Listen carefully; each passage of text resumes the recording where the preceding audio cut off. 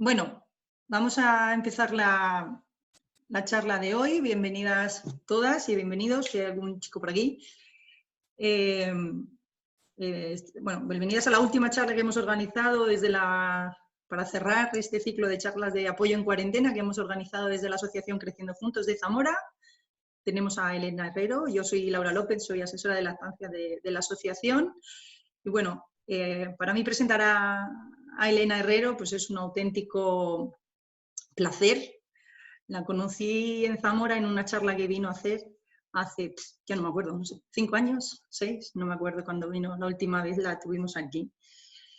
Y posteriormente, pues por motivos personales, yo me fui a Asturias, de donde es ella, donde colabora, y estuve aprendiendo un montón a su lado. Ella es enfermera, es IECLC, voluntaria en la Asociación de Amamantar de Asturias. Es una gran mujer, una voluntaria incansable, con un compromiso con las mujeres, con las familias, con los niños y con la sociedad, la parte de la sociedad más desfavorecida, como suelen ser las personas migrantes. Y bueno, cuando le pedimos que hiciera una charla, tenía muy claro que tenía que hablar desde la perspectiva de género, ¿no? Tanto en la salud de las mujeres madres como de la salud de las mujeres en general, ¿no? Un poco de lo que nos viene a hablar hoy. Yo le agradezco en el alma que esté en esta charla porque sé que está muy ocupada, porque con su voluntariado y su familia, de la que es madre de 3 preciosos hijos, pues sé que es un esfuerzo enorme para ella estar aquí, así que se lo agradezco mucho más que en cualquier otra situación. Gracias de verdad, Elena, por estar aquí. Muchas gracias a ti por invitarme y muchas gracias a vosotras por estar ahí también pendientes de lo que vayamos a hablar hoy. Empiezo, pues. Bueno, pues como decía Laura, la vida nos va cambiando, las experiencias nos van enseñando mucho, y a las que nos gusta pues combinar los conocimientos con las experiencias, pues el haber sido mujer, hija, madre, pues me impulsó en la vida a una militancia activa social, pues desde hace muchísimos años, desde que era jovencita, ¿no? Cuando fui madre, pues bueno, pues como todas, ¿no? Es una apertura personal enorme, ¿no? De tu mente, de tus experiencias físicas y psíquicas. Y bueno, pues para mí fue una gran oportunidad que me dio la vida, aparte de un gran sacrificio y esfuerzo personal para comprender muchas cosas, ¿no? Yo, como muchas mujeres, pues vi la lactancia siempre como una oportunidad de dar pues la mejor alimentación a mis hijos, a los que fuera a tener, quería tener varios, y también como una manera, lo veía, pues de disfrutar, ¿no? De la relación con ellos.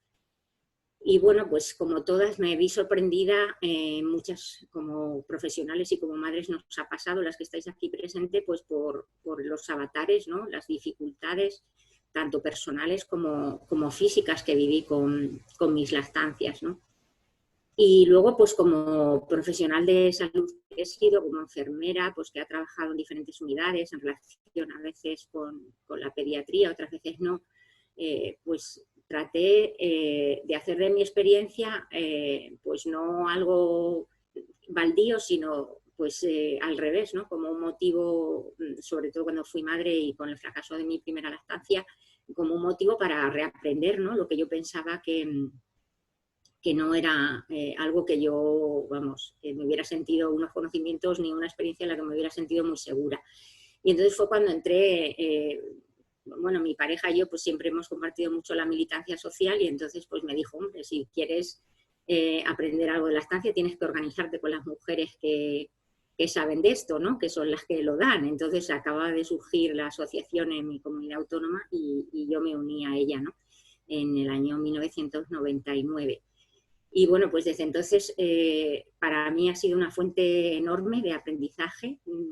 Ha sido una combinación durante todos estos 20 años pues de estudiar y de ver y de insertar lo que aprendes. Y en los últimos años, pues bueno, la militancia también a otros niveles, por eso voy aquí con mi pañuelo del 8M, la militancia feminista en esta nueva oleada que estamos viviendo y otro tipo de formaciones a las que he ido accediendo, ¿no? Pues he hecho un máster y una diploma, vamos, una especie de diploma de salud y género, ¿no?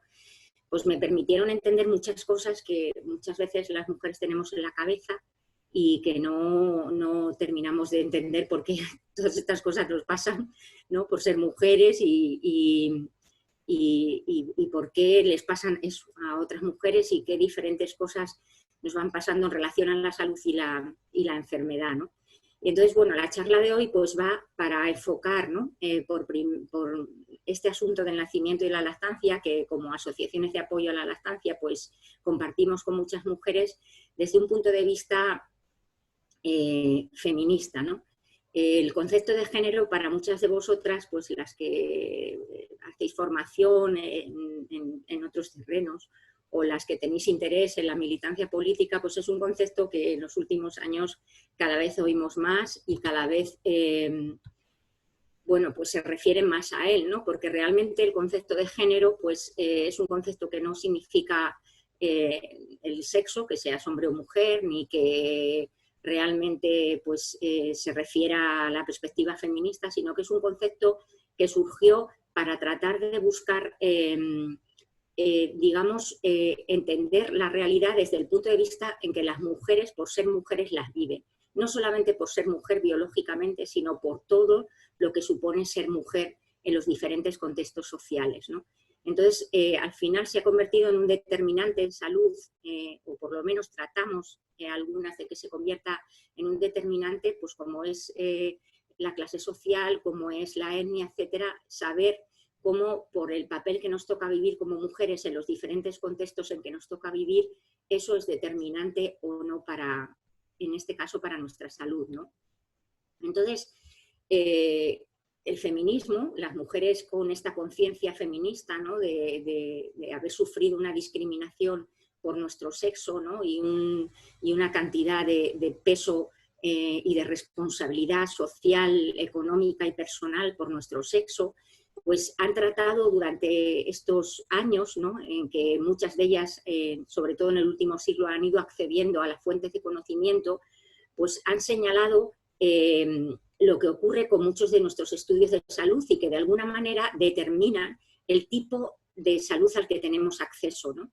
Sin que seamos conscientes. Muchas sentimos esa percepción distinta de cómo tratan a un hombre o una mujer, ¿no? O a qué mujer, en qué contexto la tratan de una manera u otra, pero no, muchas veces carecemos, ¿no? de la perspectiva amplia de saber el por qué esto nos ocurre, ¿no?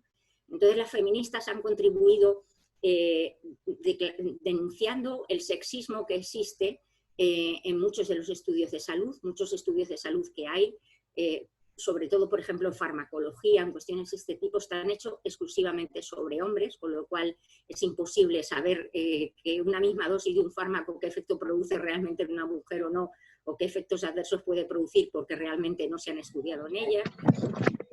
Han señalado también el androcentrismo que hay, ¿no? El que se considere pues, no solo el hablar en sexo masculino como genérico, sino que de alguna manera la salud de un hombre, que era la que era más ampliamente estudiada, de un hombre blanco, de saludable, de 30, 40 años, etcétera, etcétera, pues se generalizase como visión única, ¿no? de lo que era la salud. Se ha visto, han denunciado también el papel que tiene el patriarcado, es decir, la dominación que se crea sobre el sexo femenino a los diferentes niveles y en diferentes capas sociales, y cómo de alguna manera las mujeres tenemos que mostrar una sumisión al que no se somete al hombre, ¿no? En el tema médico pues es algo lamentablemente evidente y sobre todo en el campo en que vamos a entrar hoy, ¿no? del nacimiento y del puerperio, como una mujer pues tiene que ser dócil, tiene que ser agradecida, ¿no? cuando está recibiendo la atención obstétrica, etcétera, se vea la situación que se vea. Han denunciado pues los sesgos de género, es decir, cómo de alguna manera se considera que una misma patología pues, tiene una misma influencia en un sexo que en otro, y esto no solamente perjudica a las mujeres, sino que también perjudica a los hombres, porque muchas veces, pues, por ejemplo, hace poco salió un estudio laboral donde se ve que en el mundo laboral las personas que trabajan exponiéndose al exterior, pues, por ejemplo, los hombres acusan muchísimo más el calor y las mujeres acusan más el frío en los trabajos en el exterior. Entonces, digamos que esta neutralidad, ¿no?, de que o el frío o el calor afecta de igual manera a uno que otro, pues de alguna manera pues al final perjudica muchas veces los resultados en la atención que recibimos.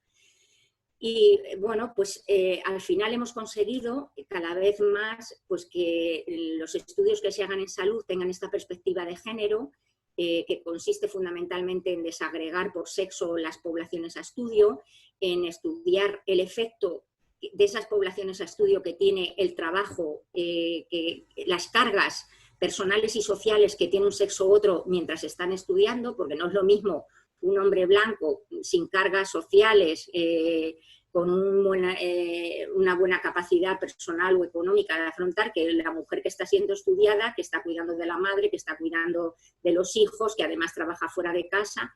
Entonces, en los estudios cada vez se toman más en cuenta esta perspectiva, esta visión de género, estudiando los suficientes determinantes como para ver realmente, medir las repercusiones que en la salud tienen las diferentes poblaciones, ¿no?, en esta cuestión. Y lo que ha evidenciado esta investigación, afortunadamente, es las enormes desigualdades que hay respecto a esperanza de vida, a morbimortalidad, es decir, a las enfermedades que sufrimos o al por qué morimos. Y lo que ha evidenciado también es la diferencia que hay de eficacia y efectividad de los servicios sanitarios en un sexo o en otro, solamente por esta cuestión. Y no solamente en un sexo o en otro, sino también por las cargas sociales. Por ejemplo, a nivel cardiovascular es absolutamente alucinante, ¿no?, lo que hoy sabemos. Sabemos que la enfermedad cardiovascular afecta de forma totalmente distinta a los hombres y las mujeres. En los episodios agudos de ictus o de infartos agudos de miocardio, la clínica en que se cursa es totalmente distinta. Incluso en cómo actúa el sistema sanitario frente a un sexo u otro es totalmente distinta. Es mucho menos efectiva, es mucho menos eficiente en el sexo femenino, ¿no?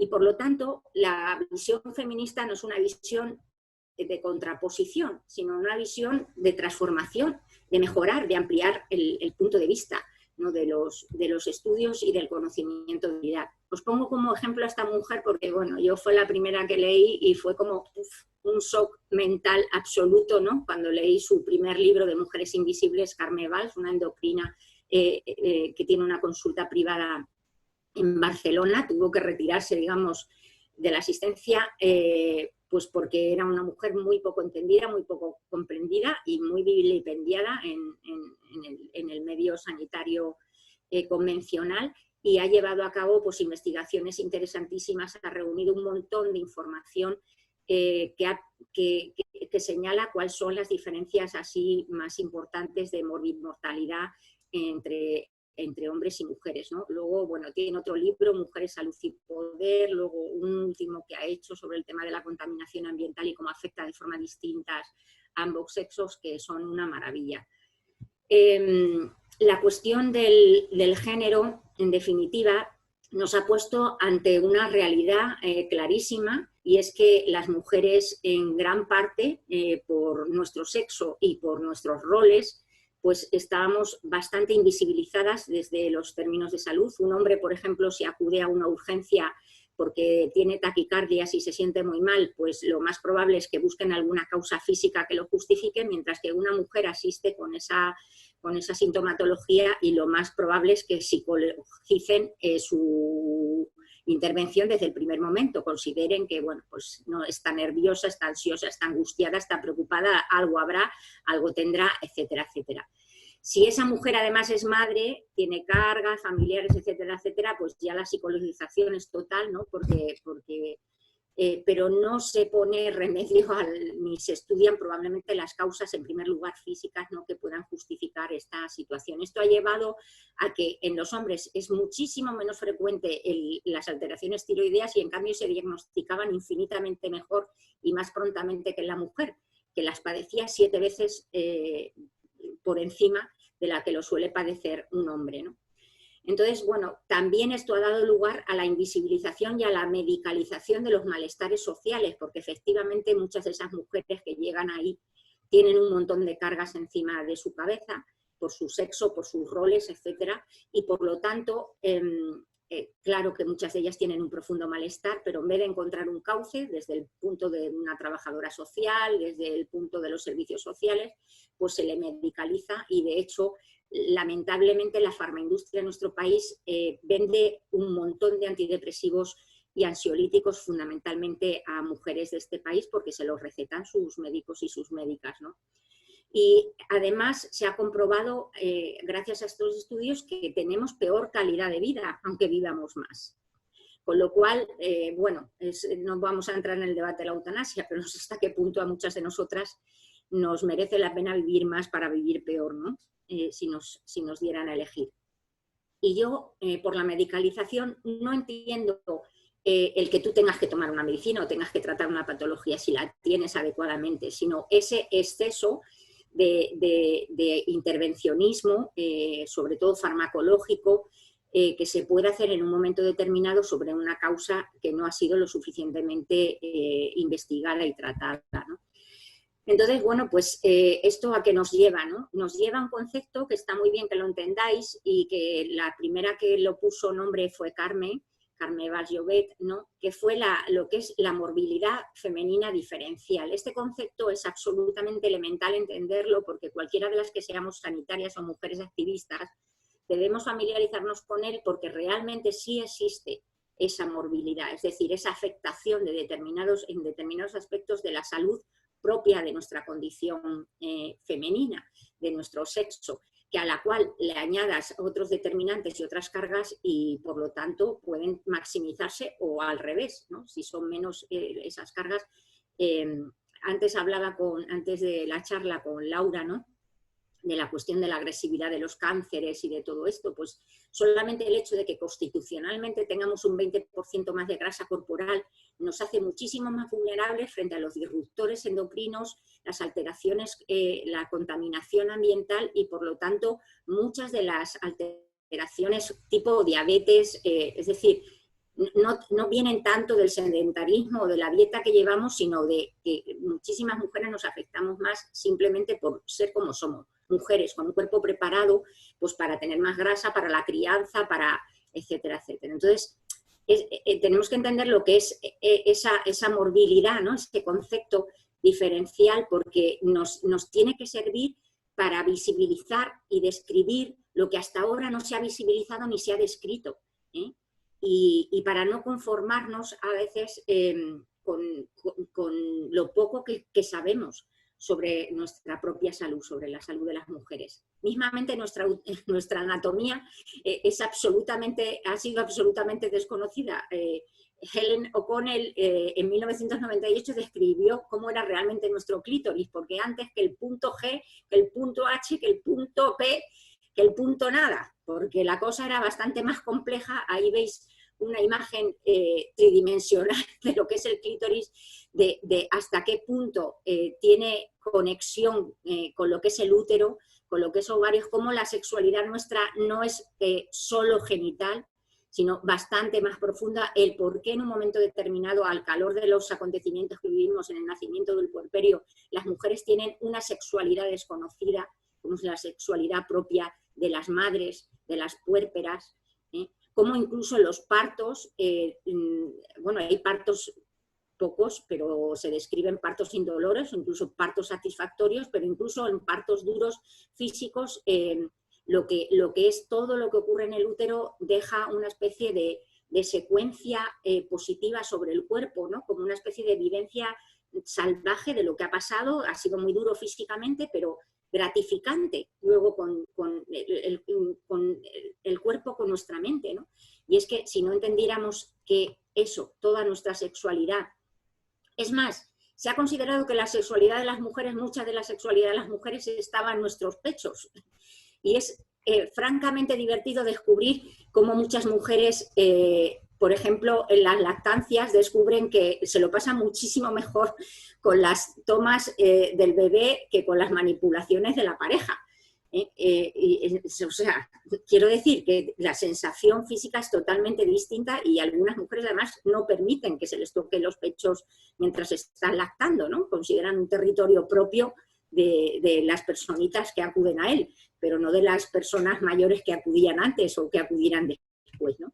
Entonces, nuestra sexualidad desde el punto de vista anatómico es francamente desconocida. Las tetas se consideraban, las tetas lactantes, como brécoles, ¿no? Porque se estudiaron pues haciendo estudios sobre cadáveres a los que por los poros de las mujeres muertas se les inoculaba un líquido, ¿no? Que hinchaba los conductos y que entonces te permitía, claro, a toda presión veían una anatomía que no correspondía, porque luego cuando pusieron la ecografía encima de las tetas de las mujeres, y yo que he presenciado varias ecografías de tetas lactantes, ves lo que son los conductos mamarios, pues son conductos pequeños de 1 milímetro, 1,5 milímetros. Ni tan siquiera las inervaciones son bien conocidas, porque todavía es el día de hoy que te operan una teta antes de tener un hijo y te jura sobre la Biblia quien te la opera que no va a alterar nada de la anatomía, y lo alteran todo. Te traslocan el pezón, te tocan los nervios. Muchísimas mujeres operadas cuando van a dar el pecho pues tienen distorsiones del reflejo, de la sensibilidad en el pezón, los conductos se los han cortado, o sea que el desconocimiento de nuestra anatomía es algo pues, que vivimos a día de hoy. Luego, respecto a lo que es la sexualidad reproductiva, pues bueno, existe una falta de formación absoluta y una discriminación absoluta entre la formación que se ofrece a los hombres y a las mujeres respecto a la reproducción. Respecto a la reproducción, resulta que lo que te enseñan es que tú te tienes que proteger, no quedarte embarazada tú, ¿entiendes? Y al otro bellaco, pues lo que él tenga que hacer, o a la otra, pues lo que tenga que hacer, pero ni te enseñan a protegerte para un sexo oral, ni para un sexo basado en la penetración, genital, por donde sea. O sea, no existe, digamos, una formación. Mi hija ha ido a cursos hasta hace 2 días en el instituto, donde lo único que enseñaban era poner el preservativo masculino.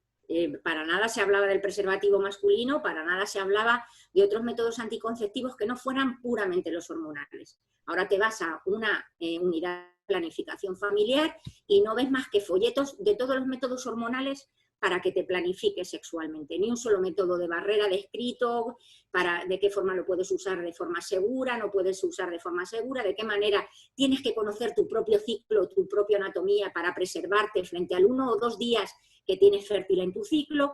Nada, un desconocimiento absoluto. No se hace con las poblaciones marginales, que más riesgos tienen de luego no poder criar a sus hijos en condiciones, ni se hace con las poblaciones con medios, porque aquí lo que prima es la farmaindustria y su lenguaje único de métodos anticonceptivos para todo. Además, la idea concreta de la obstetricia, bueno, de la ginecología hoy convencional, es que las mujeres, total, no caben más seres en el mundo, con lo cual la regla sobra, y ese es su concepto. Si no reglas, mejor. No sangras, la última vez que fui a un ginecólogo para descartar una patología con mi hija, nos dijo, si no sangra es como el que no tira la basura. Cuanto menos basura, no tienes que bajarla. O sea, comparaba la regla con la basura. Cuando resulta que el ciclo femenino ha sido una fuente de conocimiento respecto a la salud y la enfermedad de una mujer tremenda. Además, es una pieza clave para todo el engranaje hormonal complejo que tiene una mujer, enormemente más complejo que el que tiene un hombre. Y que además los métodos anticonceptivos se han visto que tienen un precio en la morbilidad diferencial de las mujeres a nivel cardiovascular, a nivel de otros efectos endocrinológicos, etc. Con lo cual, ¿qué es esto de imponerte el método hormonal como nos han impuesto, ¿no? Y bueno, de lo que decíamos un poco de la sexualidad, y ya entramos un poco en lo que es el tema del nacimiento, ¿no? Hasta día de hoy, y yo digo a día de hoy porque a día de hoy ya no se puede negar en este país el concepto de violencia obstétrica. Hasta a día de hoy, la violencia obstétrica no era un término reconocido en nuestro país. Digamos, reconocido desde el punto de vista científico. O sea, tú te ponías a buscar estudios científicos para comparar, ¿no? en un sitio o en otro, en una región o en otra, y resulta que con esos dos términos de búsqueda, violencia obstétrica, no encontrabas gran cosa en nuestro medio.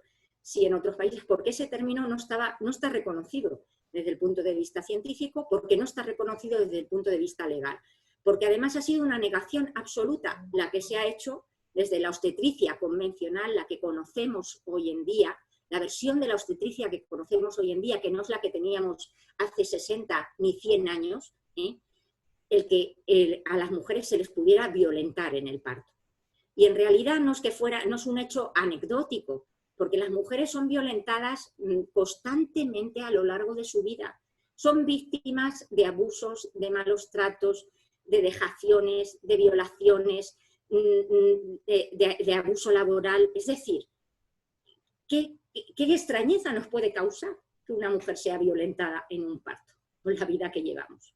Incluso a día de hoy, con toda una oleada feminista, con mujeres muchísimo más capaces que nosotras hemos sido de ponernos frente al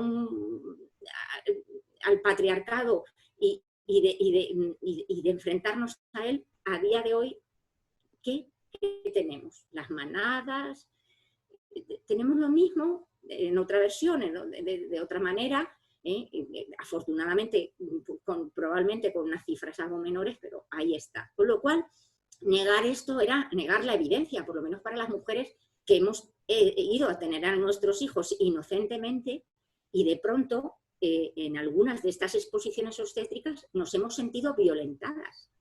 Yo antes de irme a tener a mi hijo, solamente con la exploración que me hizo el médico del centro de salud, que fue una manipulación intencionada, con intencionalidad de disfrutarlo él, de pasárselo bien, me sentí completamente violentada.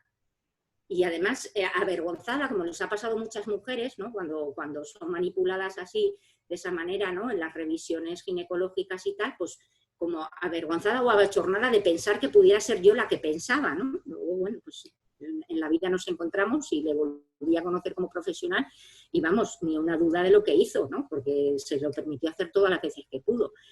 Entonces, quiero decir que esta violencia pues, inusitada de considerar nuestro cuerpo, como decía el Parto es Nuestro, como si fuera un juguete, con muy poca consideración y sobre todo con muy poco conocimiento de las repercusiones que pueden tener determinadas.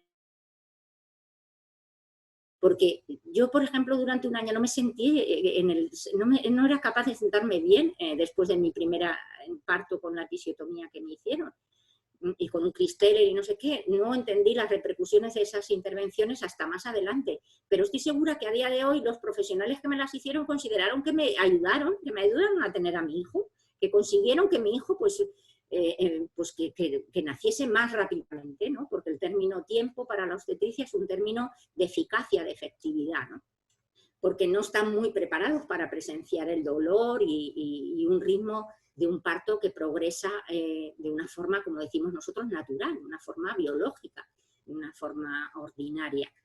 Entonces, bueno, pues la cantidad de episiotomías y cesáreas que se siguen haciendo de forma innecesaria, pues sirven claramente como punta de iceberg, ¿no? de esa violencia que sigue existiendo. A mí me gusta mucho esta frase, ¿no? De una feminista ecuatoriana, hay que conocer los feminismos de los diferentes sitios. Es una feminista que defiende su territorio, que defiende su tierra frente a la agresión extranjera. Y lo primero que ella dice es que nuestro cuerpo, es nuestro primer lugar del territorio, nuestro primer límite de reivindicación. Por eso no solamente lucha por su tierra, lucha por su cuerpo, porque no sea violentado, porque no sea violada, porque no sea agredida, porque no sea forzada. Y teníamos que entender, las mujeres tenemos que hacer de nuestro cuerpo también parte de nuestra militancia, ¿no? Siguiendo un poco con la violencia obstétrica, pues a mí me gusta mucho bueno, pues citar a personas que yo creo que formarán parte de nuestra historia, de nuestras libertadoras frente a esta violencia obstétrica, ¿no? Como han sido Francisca Guillén, abogada del Parto es Nuestro, bueno, que ahora está junto con otras compañeras y otras profesionales en el Observatorio de la Violencia Obstétrica, observando lo que hacen, ¿no? y trayendo cifras un poco de la atención obstétrica a ver si realmente mejora la que recibimos. también de Serena Brigidi, de Susana Ferreiro, profesionales de diferentes ámbitos que lo que han hecho es un poco conceptualizar este concepto, ¿no?, que estaba negado. Y entonces, bueno, pues os he reunido algunas de lo que yo considero que conceptualiza mejor este concepto de la violencia obstétrica, ¿no? Serena dice que este concepto de violencia solo puede ser entendido desde esa perspectiva que yo os decía, desde la de género, ¿no? Dice, vivimos en una época donde la condición de género no se contempla, no se estudia y por tanto no se realiza un análisis en profundidad a partir de los roles que asumimos, aceptamos, deseamos y elaboramos. La violencia forma parte de esa cultura de posesión, de abuso y de imposición, y así es como tiene que ser entendida, ¿no?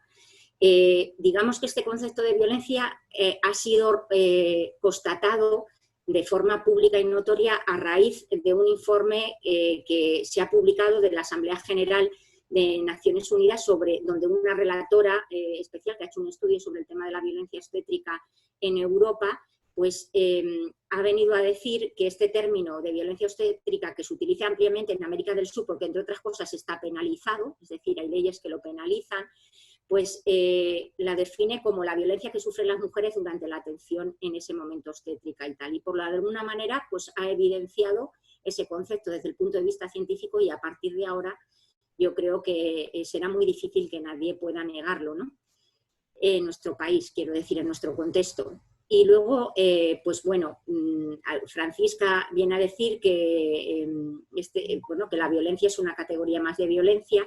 Y Dolores Ruiz Verdún, que es una matrona magnífica que lleva muchos años, ha estado muchos años militando también en los grupos de madres, ella formó uno de los grupos a las afueras de Madrid, ha estudiado muchísimo sobre la historia de las matronas españolas, sus estudios son súper recomendables, de verdad, a mí se me cae el alma a los pies con los artículos que publica y el trabajo de investigación que está haciendo, porque las mujeres matronas españolas de antes de la Guerra Civil fueron mujeres magníficas, desde el punto de vista profesional y personal, a sus cargas personales como mujeres, a las cargas que vivían bajo una época mucho más compleja que la nuestra, le sumaban el compromiso público que tenían de atender a otras mujeres en circunstancias muchísimo más complejas todavía a nivel social de las que nosotros manejamos. Y además de ser mujeres comprometidas personalmente con otras mujeres, además fueron maravillosas militantes en defensa de los derechos de la mujer en su vida sexual y reproductiva.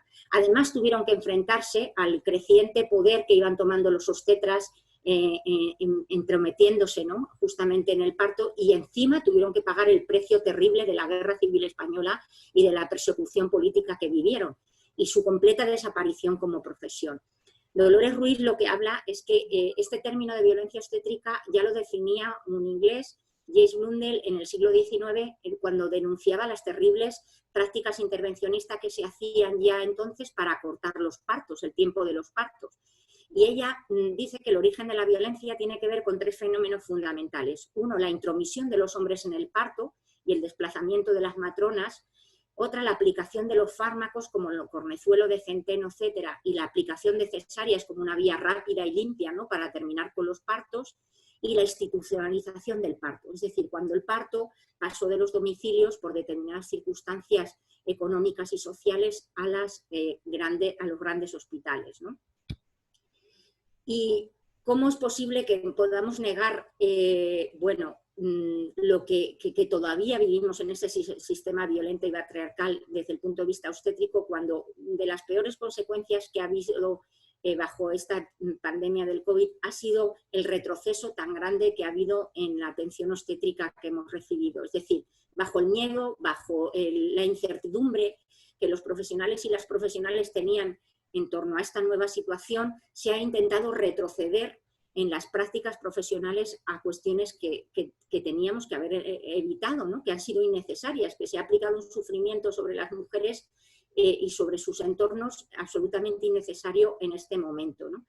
Aquí tenéis, ¿no?, el grupo de Mujer, Salud y Género del SIAP, ha hecho en su página web, tiene uno de las críticas feministas que ha hecho a la atención a salud bajo el COVID, ha sido justamente lo que ha pasado durante el parto, ¿no? Lo que ellos dicen, lo que no debería haber ocurrido. Improvisar, negar el acompañamiento a la gestante, postergar la epidural, instrumental necesariamente, separar a la madre del recién nacido, limitar los servicios de posparto. Ellos no son militantes como podemos ser nosotros del Parto Nuestro de otras asociaciones, son simplemente estudiosas feministas que han intentado recopilar, digamos, las diferencias en la atención que ha habido hacia las mujeres bajo esta pandemia, ¿no?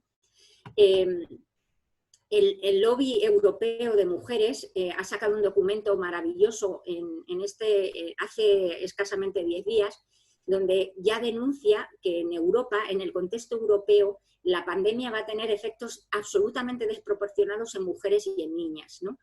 Y una de las cosas que comenta Dolores en un artículo, Dolores Ruiz Verdún, en un artículo que recientemente ha publicado también bajo esta pandemia, que es profesora de Historia de la Ciencia en la Universidad de Alcalá, es que justamente algo que ha evidenciado esta pandemia es que no es lo correcto parir en los hospitales, que probablemente lo que hubiéramos necesitado, como hemos necesitado durante todos estos años, es maternidades, no hospitales, porque claro, era un sitio que ofrecía una inseguridad muy grande a gestantes y a profesionales. Entonces, ¿por qué, dice su artículo, en el sistema de salud español solo se puede dar a luz en hospitales?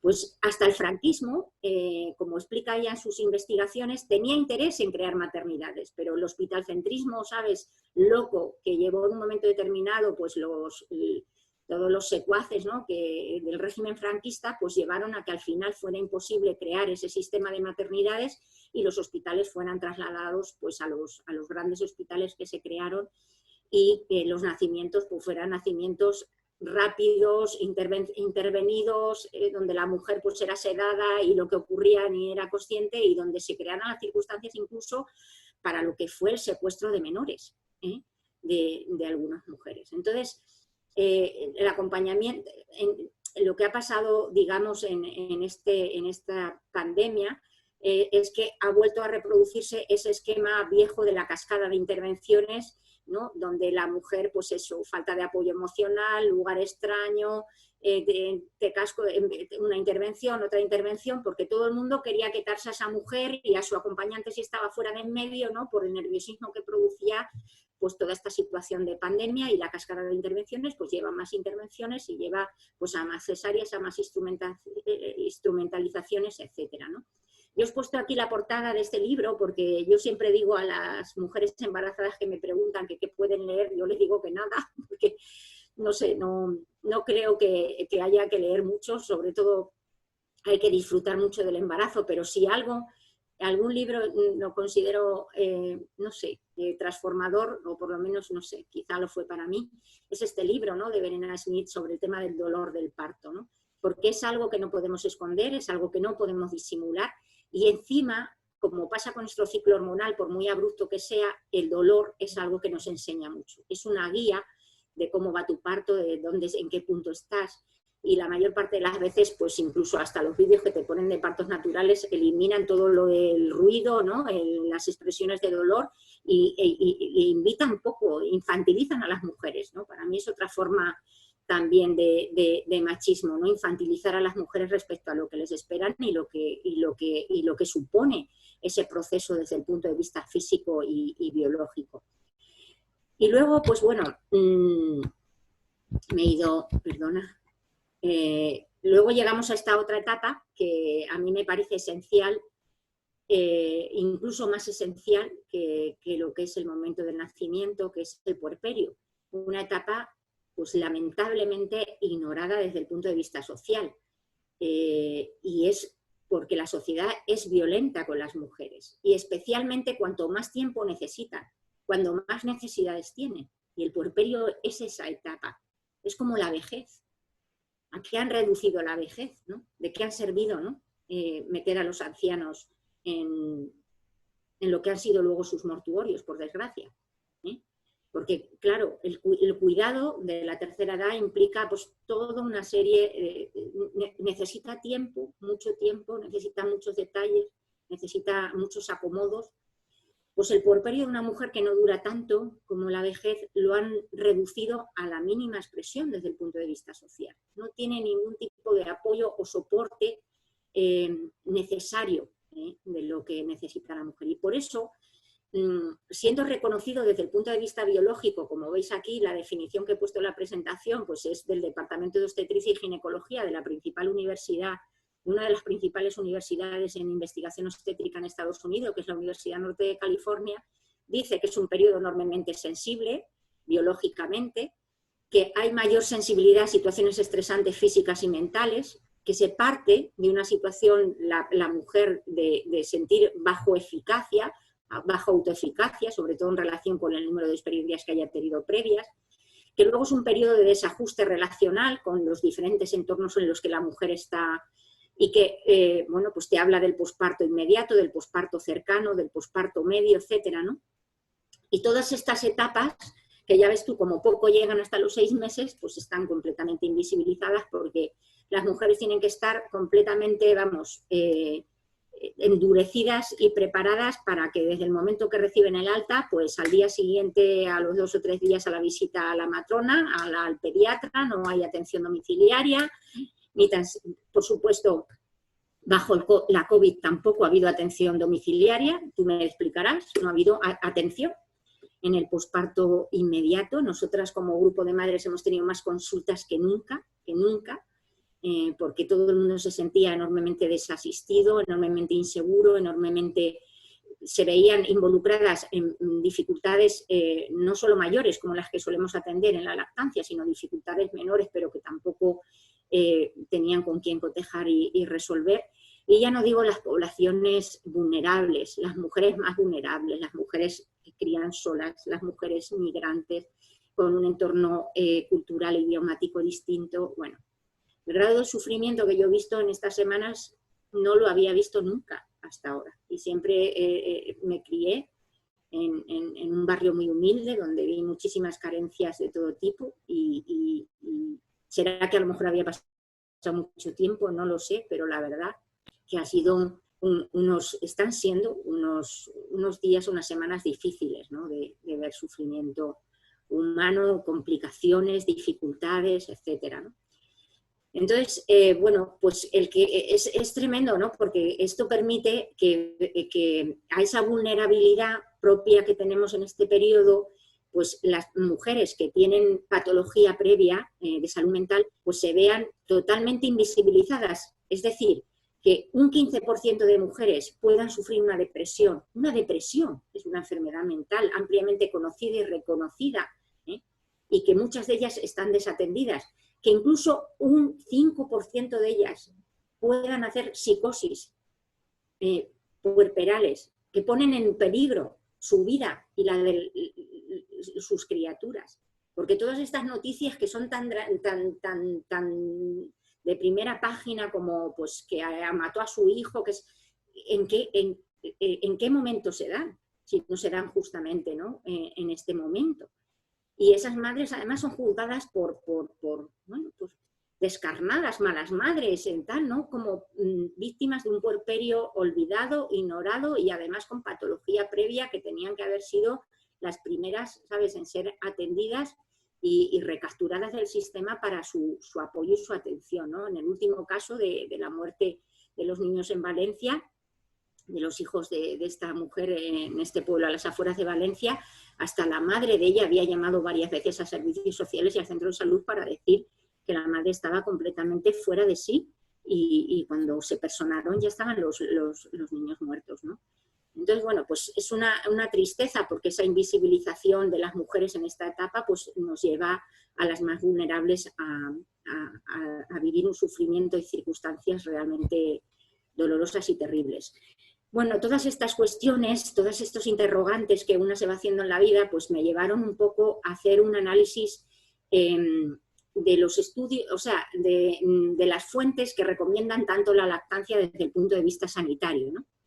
E hice una investigación para el diploma que hice de salud y género sobre las políticas de promoción en la lactancia materna para valorar si esas políticas que promueven tanto la OMS, las asociaciones, la Asociación Española de Pediatría, la Asociación Americana de Pediatría, todo en lo que siempre recurrimos los grupos de madres a apoyarnos en ellos, pues quise saber si ellos, cuando recomiendan la lactancia materna, utilizan una visión de género para verla.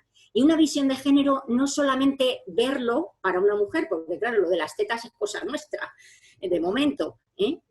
Entonces, no es solamente, es ver las circunstancias de la mujer, lo que decíamos al principio del concepto de género, las cargas de la mujer, las circunstancias, las diferentes circunstancias, los diferentes determinantes que te permiten poder o no poder dar el pecho, o querer o no querer dar el pecho a tus hijos, ¿eh? Y si quieres, a veces no puedes, ¿no? Entonces, bueno, pues mi hipótesis principal, por la que partí un poco, fue que las políticas de salud pública no eran sensibles al género, después de una primera lectura. Y la cuestión, la hipótesis secundaria de mi investigación fue que no solamente no eran sensibles al género porque no tenían en cuenta todas las diferentes circunstancias de las mujeres, sino que además, y me estoy refiriendo a pediatras, neonatólogas, investigadores en lactancia, toda esta gente que tanto recomienda la lactancia como lo mejor del mundo, sino que además todas estas personas contribuían bien poco a hablar de una morbilidad diferencial que sí existe en las mujeres cuando van a amamantar, y que supone, en primer lugar, estar más cansadas, más agotadas físicamente por el gran esfuerzo físico que produce la lactancia, día y noche. Y invisibilizan también las complicaciones físicas y biológicas propias de la lactancia, como son las que toda la vida dijeron las madres cuando les preguntaran por qué las que decidían amamantar y luego lo dejaron. Dolor de pecho, inflamación y falta de leche, sensación de falta de leche. Pues lo más triste de todo esto es que las mujeres lo llevan diciendo hace muchos años, muchísimos años, el que estas cuestiones las sucedían. Y los intérpretes de esta realidad, los que recomiendan tanto la lactancia, reinterpretaban sus razones. Y reinterpretaban sus razones infantilizando una vez más a las mujeres. Y diciendo que la que tenía falta de leche era porque no se lo daba lo suficiente. A la que dolían los pezones era porque no se sabía poner al neno. Y resulta que todo esto son procesos naturales que ninguna mujer indígena ni prehistórica ha ido ninguna asesora de la lactancia ni ningún pediatra a decirle cómo tiene que poner al neno. Con lo cual, la incongruencia de sus argumentos no demuestra más que esa visión patriarcal y machista también de la lactancia. Por eso, yo hace muchos años que no quiero que me hablen la lactancia desde el púlpito. No, la lactancia es recomendable, como pueda ser recomendable la fruta, la verdura, tal, recomendable desde el punto de vista de que, bueno, es un alimento, pues parece que estupendo. Pero el que se lo puedes dar, también quisieras darle fruta a tu hijo, no se la das, ¿sabes? Eso está condicionado por nuestras circunstancias, las de las mujeres. Y también digo que somos las mujeres las primeras que tenemos que resolver la imposibilidad de que muchas de nosotras podamos amamantar y hacer muchas otras cosas, no solo amamantar. Entonces, al final, pues analizando las razones, las encuestas, los estudios de por qué las mujeres abandonan la lactancia, pues al final esa morbilidad diferencial existe, esa dificultad para poder trabajar y amamantar existe, lo señalan las mujeres y por lo tanto esto es como cuando te violan, o las crees o no las crees, ¿eh? Entonces, si ellas dicen que ese es el motivo, es que ese es el motivo, ¿eh? Y luego, pues analizando las guías que van dirigidas a las mujeres, pues ya es que ya yo me moría de risa o de llanto, no sabía de qué morirme, unos días de una cosa y otros días de otra. Porque las nuestras, especialmente las españolas, son de un paternalista asqueroso. Invisibilizaba muchísimo más las dificultades y encima la lactancia era muchísimo más un tema de mujeres, nada de corresponsabilidad. Aquí ni corresponsabilidad social ni personal. Aquí te lo curras tú del principio hasta el fin. Y bueno, pues realmente esas razones de no pude amamantar, no tuve suficiente leche, mi bebé no queda satisfecho, pues se daban a todos los niveles. Daba igual que estudiasen, la Organización Mundial de la Salud quiere que lactemos aquí, al 100%. Bueno, pues incluso los países con mejores permisos y mejor apoyo posparto, como es el de Noruega, empiezan aquí y terminan aquí. Países como es el de Estados Unidos, pues bueno, eso ya de pena y dolor. Un país porque no tienen ni permisos maternales. Pero incluso Australia, con un buen sistema, también decae. ¿Y decae por qué? Porque si encima sexualmente estamos diciendo que puede ser una experiencia positiva para las mujeres, ¿por qué decae? Pues las mujeres lo dicen. En un estudio buenísimo, buenísimo, que pasa todos los controles científicos de un estudio bien hecho, que se hizo en una cohorte, en un estudio INMA, que es un estudio mucho más amplio, en mujeres gestantes, pues las razones de abandono son la hipogalactia. Un 20% de las mujeres abandonaban en sus primeras semanas por esta cuestión, por sentir que tenían poca leche.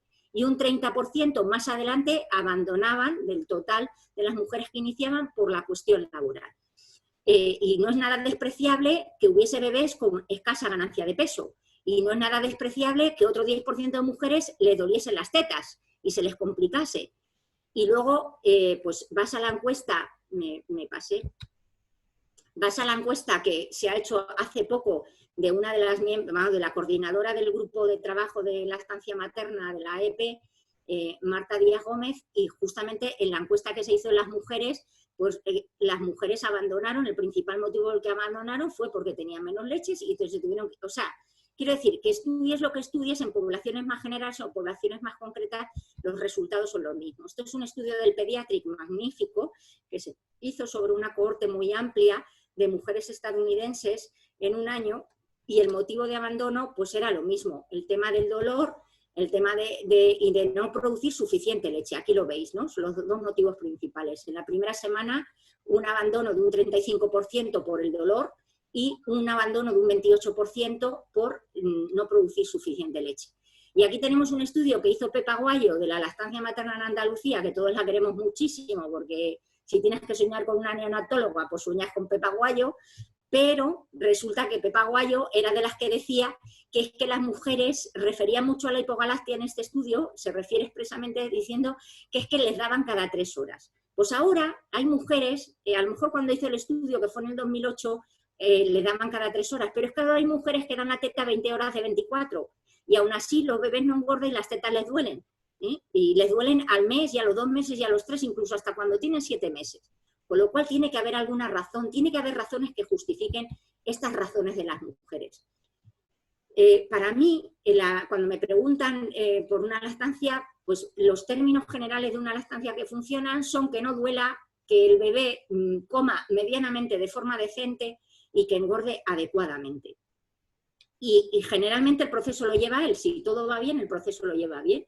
Y si tú no has tenido ninguna cuestión importante antes, pues me refiero de salud, a nivel endocrinológico, anatómico, lo que sea, pues en principio no tiene por qué existir problemas.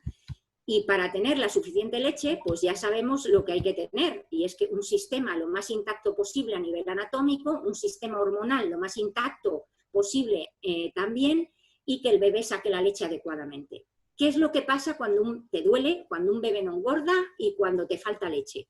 Pues que algo de esta ecuación está fallando y nadie lo mira. Ni nadie estudia a la mujer, ni nadie estudia al bebé. El mal resultado de lo que ocurra en la lactancia muchas veces no se sabe, ni a nadie le importa, más que a ti misma, que te quedas con la frustración y la insatisfacción, y no se estudia. Hoy la decía antes de la charla Laura, que estos días he visto un acceso en un pezón semi-invertido que nunca en mi vida, ni tan siquiera la bacteria que ha causado el acceso es de las frecuentes, que nunca en mi vida había visto este tipo de acceso. Pues porque lo hemos seguido a nivel personal de la madre y yo, que somos amigas, y hemos ido a lo mejor profesional para poderlo abordar, pero vamos, la médica de cabecera suya cerró el asunto ya antes de que le drenaran el acceso, diciéndola que si ella no pudo amamantar y su bebé se crió perfectamente, ¿a qué le da ella tantas vueltas? ¿Me entiendes? Entonces, bueno, pues todas estas cuestiones del poco interés que tiene y que además las cuestiones que nos ocurren con respecto a la lactancia son para muchas mujeres pistas importantísimas de su salud sexual y reproductiva, que pueden servir. Es decir, si tú en el embarazo desarrollas una diabetes gestacional, ten por seguro que tienes muchas posibilidades de desarrollar una diabetes de adulto temprana. Y si tú en el embarazo has desarrollado una hipertensión, un cuadro de hipertensión, tienes que vigilar. Si tú en tu lactancia has tenido una escasez de leche, pues es posible que tengas un problema hormonal o anatómico de desarrollo que tenga una importancia en otras cuestiones de tu vida. No es solamente en ese momento de ser madre. Bueno, pues la lactancia pasa absolutamente de forma invisible a estos niveles de fracaso, ¿no? O de dificultades. ¿Cómo maman los bebés? Pues realmente cómo maman los bebés lo sabemos desde hace bien poquito. Y esto no es que creemos que es como maman los bebés, porque es el estudioso que más profundamente ha llegado, desde el punto de vista ecográfico y con estudios físicos y tal, a ver realmente pues, cómo se mueve la parte anterior de la lengua del bebé, cómo se mueve la parte posterior de la lengua del bebé, hasta qué punto la lengua tiene que cubrir al pezón, cómo el pezón cambia también de forma y tamaño, lo cual nos ha permitido saber que los embudos que habitualmente utilizan los sacaleches no sirven para el 90% de las mujeres, porque los pezones se elongan en todos sus diámetros bajo la fuerza del vacío. En fin, nos ha permitido saber muchas cosas y hasta ahora las casas comerciales siguen don R que R, vendiéndote el mismo embudo y provocando artefactos que son peores que los bebés que no saben mamar, porque desde luego, por lo menos, genera muchísimo menos placer, ¿no?, su contacto con ellos. Y bueno, pues eso, nosotros tenemos como mujeres una morbilidad muy diferente endocrinológica, con lo cual es normal que tenga repercusiones en la lactancia porque las hormonas son cruciales en la lactancia. Nosotras somos más sensibles a los disruptores endocrinos, con lo cual en determinadas profesiones y en determinadas situaciones en que estemos gestando en ambientes tóxicos, etcétera, podemos tener no solamente daños sobre el bebé, sino también daños sobre la lactancia. Nosotras, pues como os decía, endocrinológicamente tenemos 7 veces más de posibilidades de sufrir hipotiroidismo e hipertiroidismo en el posparto, de haber llegado al embarazo siendo estas dos cuestiones y no haber sido diagnosticadas, porque hemos pasado más invisibles, de haber padecido un síndrome de ovarios poliquísticos, que la única manera que ha tenido la ginecología de tratarnos es dando una píldora para inhibir tu ciclo y olvidarse de las consecuencias que tiene el síndrome de ovarios poliquísticos, que fundamentalmente son endocrinológicas, y empleando un método que es el de los anticonceptivos, que empeora tu cuadro además a nivel cardiovascular. Además, lo que decíamos de la salud mental está invisibilizada en una época de enorme vulnerabilidad, como es el puerperio. Y además, las circunstancias, es decir, los cuidados, como hemos dicho, ¿no?, en esta oleada feminista, deben ser el centro de la vida, el centro de todo. Y aunque, como veis en esta encuesta, ¿no?, de la Caixa, un estudio muy bien hecho, los hogares con hijos e hijas son hogares más felices, vais aquí un 47% frente a un 42%, pues también son más empobrecidos.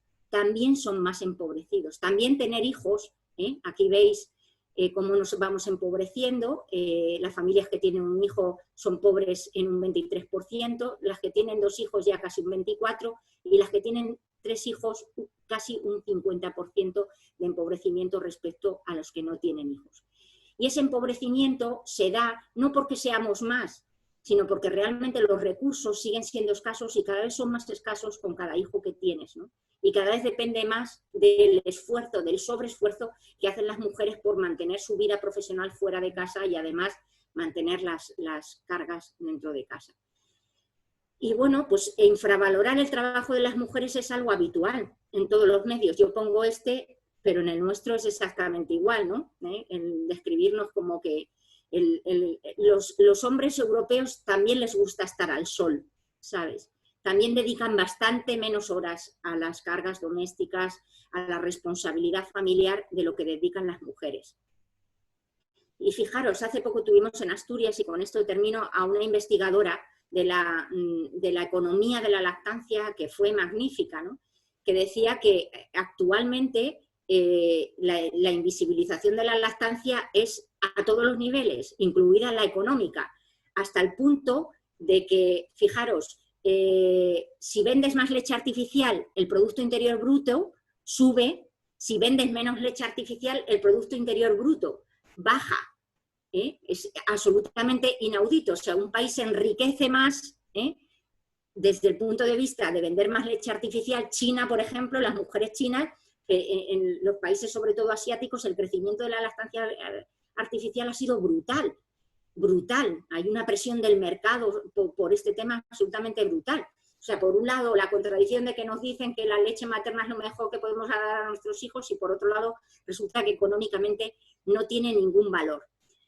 Unos estudiosos del Comité de Lactancia en Alemania, bueno, estudiosas, porque si no hay muchas cosas que pasan un poco desapercibidas para algunos hombres también que estudian, decían básicamente lo mismo, ¿no? Cuando una vaca produce leche, el PIB sube, cuando una mujer produce leche, el PIB baja. Ellos lo que dicen es que todo esto, que es lo determinante, esto es un modelo que existe de lactancia materna que publicó Rollins en el año 2016 en la revista The Lancet, que dicen que los determinantes de la lactancia materna son, por un lado, los estructurales, sociocultural, contexto, por otro lado, los servicios que tienes alrededor, tu trabajo, los servicios de salud, la familia que tienes, y luego está lo individual. Y que todas estas intervenciones, las sociales, las legislativas, la financiación, el apoyo, el counseling, que no es consejo, que es apoyo, a veces es dar un sacaleches, a veces instruir sobre una pezonera, apoyo es hacerse lo que le llegue a esa mujer en el tiempo que lo necesiten o 3 meses después, el apoyo de todo esto, esto es el modelo de la lactancia. Entonces, cuando hay que financiar algo, hay que financiar todo esto, hay que mejorar todo esto. Tiene que haber permisos, lógicamente, que permitan a las mujeres amamantar, tiene que haber buenos servicios de salud que favorezcan todo esto, tiene que haber leyes que protejan la lactancia. No hay nada de eso. En nuestro país no hay nada de eso. Con lo cual, las loas a la Virgen pues no funcionan, ¿no? Que mejore la lactancia como muchos quieren y dicen y están desde sus púlpitos siempre pidiendo, ¿no? Que mejore la lactancia. ¿Cómo va a mejorar? Si mejoran algo, se lo debemos a las mujeres, que son las verdaderas protagonistas de ese éxito gracias a su sacrificio. Y la verdad es que es bastante triste porque desde todos los puntos de vista parece que amamantar merece la pena, parece que realmente las mujeres más pobres hoy en día son las que menos amamantan, sobre todo en nuestro contexto, en el contexto europeo, no solamente las que menos amamantan porque tengan las mismas dificultades que las que más amamantan, sino que cuando tienen esas dificultades no tienen recursos, porque Lian Rau, la médica del Comité de Lactancia de Alemania, lo que dice es que no se puede promover la lactancia y que luego la mujer se pague la consulta con el consultor, el profesional sanitario que le interesa la lactancia se pague el curso, la madre se tenga que pedir una excedencia sin sueldo. No se puede promover la lactancia si no se hace nada por ella. Entonces, porque ahí están los mercados compitiendo con la lactancia materna. Entonces, por ejemplo, lo que se plantea es que debemos dar valor y dotar de recursos a las madres para proteger a los bebés y a la alimentación infantil, porque dejar de lactar es la entrada del mercado en la alimentación infantil. Es el primer veneno, como dice un documento maravilloso de justicia alimentaria que tenemos colgado en nuestra web y que podéis encontrar por internet perfectamente. Los niños más pobres son los que más expuestos están a leches artificiales, incluso no adecuadas, no lo suficientemente adaptadas, a los alimentos industriales como las papillas, como los potitos, etcétera. Yo durante esta pandemia me he visto súper superada por familias que ya eran humildes y que a sus bebés los habían acostumbrado a dar potitos industriales de este tipo, papillas y tal y cual, y que no había forma humana de hacerles entender que primero no podíamos adquirir esos productos porque eran demasiado caros para poderlos comprar para todos y que solo podíamos darles pues patatas, zanahorias y cuestiones de este tipo para que lo preparasen a sus hijos y algo de fruta y tal, y claro, los bebés acostumbrarse de nuevo a unos sabores, a un impacto, estos alimentos tienen un impacto de azúcar y sal en sus metabolismos tremendos, en sus glándulas gustativas. No es fácil que un bebé que se acostumbre a estos sabores de pronto, ¿sabes?, pues le encante el puré que tú preparas. Entonces, pues bueno, ha sido enormemente complejo en esta época, en estos días, en estas semanas, satisfacer las necesidades de estas familias que sus hijos e hijas habían entrado ya en este circuito, ¿no?, de la alimentación infantil industrial. Y los demás deberían invertir tanto como llevan invertidas las mujeres en este tema. Es lo último que quiero decir. ¿Qué tal? Gracias, Elena. Muchísimas gracias. Quita, por favor, lo de compartir. Ahí va. Me encanta el final. Si quitas esta pantalla de compartirla, no sé si lo puedes hacer tú. Bueno, creo que... Gracias. Gracias y mil gracias. No se me ocurre otra cosa más que decir. A ver si podemos hacerlo. Salir de la... A ver, no sé si puedes hacerlo tú. Ya. Ay, no. Sí. Ahora, venga, te quito yo, que yo puedo también. Ahora sí. Ahora sí. Bueno, muchísimas gracias, Elena, como no pues puede ser de otra manera. Y bueno, creo que si alguien no conocía o no había escuchado nunca a Elena hablar, me voy a emocionar. Lo sabes.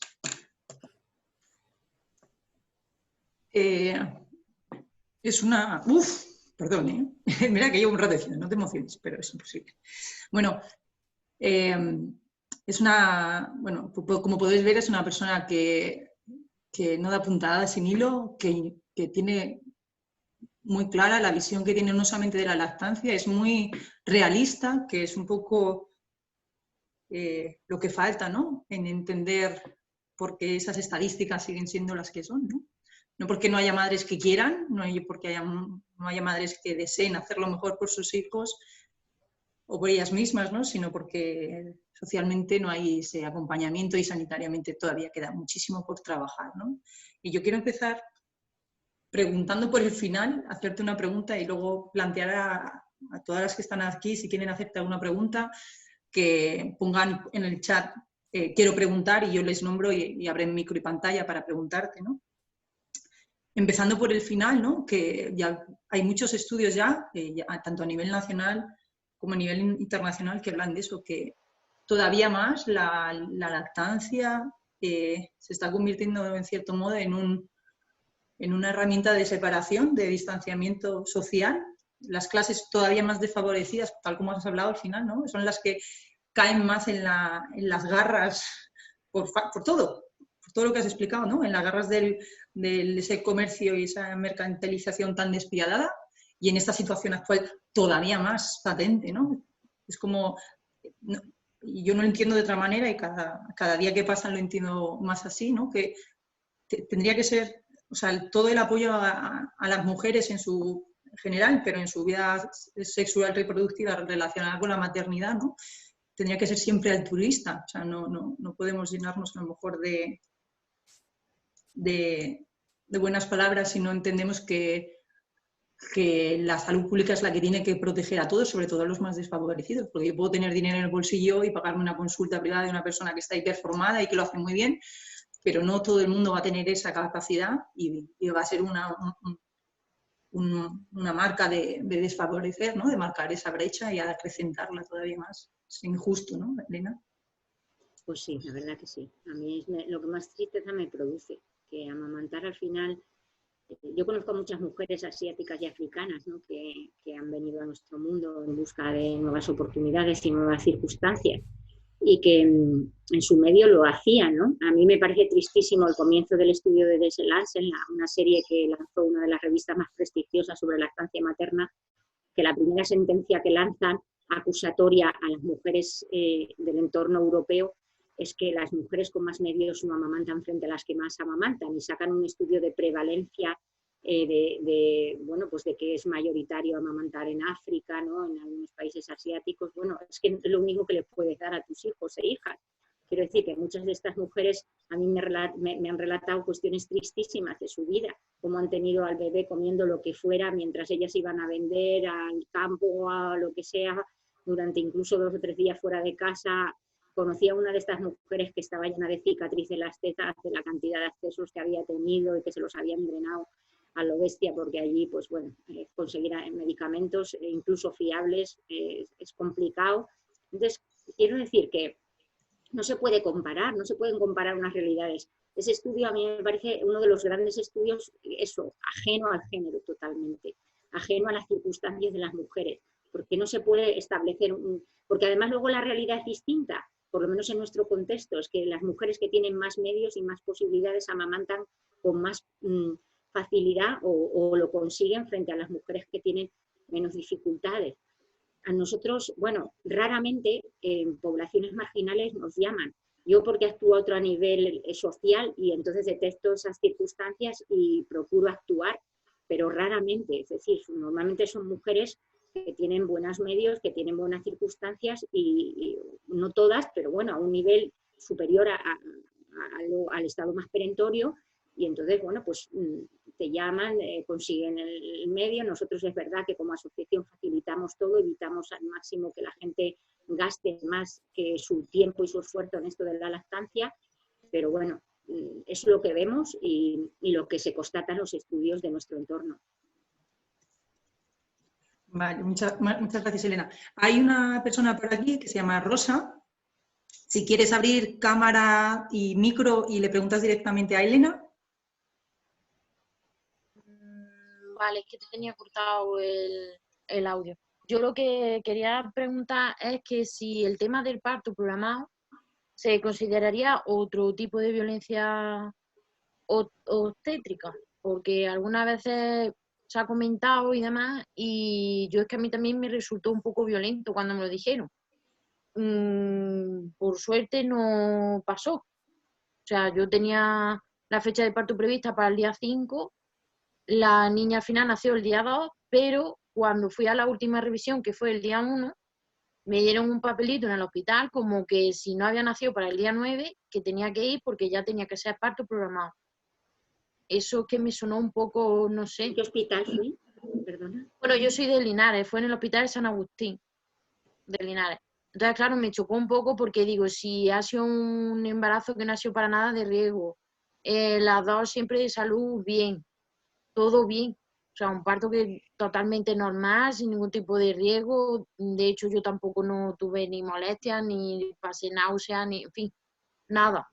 Me sorprendió bastante que si me habían dado la fecha prevista de parto era para el día 4, el día 5 de agosto, la niña al final eso nació el día 2, pero el día 1 cuando fui, ya fue la última ecografía y demás, la última revisión, y me dieron un papelico, vamos, como una cita, de que si no había nacido para el día 9, que ya me parecía que hacía ya las 42 semanas o algo así, no recuerdo bien, pues que ya tenía que ir con ese papel por urgencia y ya tenía que ser un parto programado, sí o sí. O sea, no Sí, había...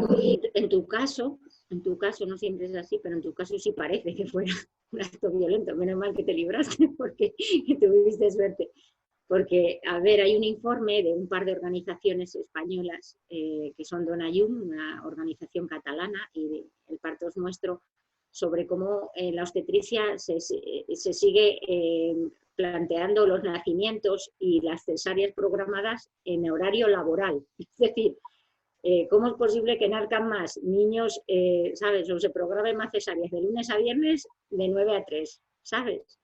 Quiero decir, eso pues no se corresponde con la casuística de que cualquiera puede nacer, ¿sabes? En cualquier momento una cesárea de urgencia puede ser un sábado a las 7 de la tarde o a las 4 de la mañana. Pues bueno, eso se corresponde a que realmente todavía sigue habiendo un intervencionismo, un dirigismo, ¿no? Esa sensación, ¿no? de vamos a organizar esto de modo y manera que vaya bien con otras cosas, ¿no? Muchas veces la duplicidad de los tetra de que trabaja en lo público en lo privado y de que tiene que tener, ¿sabes?, su agenda organizada, y eso que hay matronas ahora mismo, que las matronas son, para nosotras como mujeres hemos sido las defensoras de recuperar esta figura porque nos interesa sobremanera recuperar esta figura, ¿no? Las matronas están de guardia a las 24 horas, pero el obstetra sigue pensando que el parto incluso normal o el parto sin riesgo sigue siendo cosa de responsabilidades y que las matronas están, digamos, a su servicio como colaboradoras, como tal, ¿no? Entonces, bueno, tenemos mucho que cambiar. Nosotras llevamos una semana día y noche, vamos, sin horario, en una pelea ahora mismo aquí en Asturias por el tema de conseguir que todas las maternidades que había aquí recuperen la figura del acompañante en el parto bajo el COVID, en condiciones de seguridad, pero que no se prescinda, que la mujer no tenga que prescindir. Se nos han puesto excusas de todo tipo, como que si están en el parto, no están en el posparto. Si pueden estar en el parto, pero solo entrar al parto, no a la dilatación. Imagínate, dilataciones de 12, 24, 18 horas, lo que sea, la mujer ahí sola. Te permiten el parto y el posparto, pero no te permiten acompañar al bebé si se queda ingresado. Entonces, o sea, hemos vivido diferentes situaciones en diferentes hospitales donde la inseguridad que provocaba pues esta situación de pandemia hacía que ¡bumba! Otra vez para atrás, ¿no? A lo que ellos, al dirigismo que ellos conocían, al control que conocían y tal. Y lo que pasa es que a las mujeres de hoy en día no se nos pueden, llevan años creando expectativas del parto normal, el contacto piel con piel, no sé qué, y ahora no se les puede decir que no, porque las mujeres no lo aceptan, no lo entienden, si luego vas a ir con tu niño, si tú ibas con él puesto y vas a volver con él puesto, quiero decir que nuestro destino está unido. Entonces no permiten, y nosotras no solo ha sido el movimiento de nuestra asociación, sino que ha habido cerca de 50 o 60 mujeres que han metido reclamaciones por todas las vías posibles que podían meterlas. Y tendremos que seguir así. Y menos mal, qué suerte tuviste, te felicito. Yo es que me sorprendió muchísimo, porque yo he escuchado algo de parto programado, y entonces no lo había escuchado hasta ese momento. Y claro, yo voy el día 1, bueno, pues ya está todo bien, ya pues puede ser cualquier momento, ya está la niña colocada, está todo bien, está.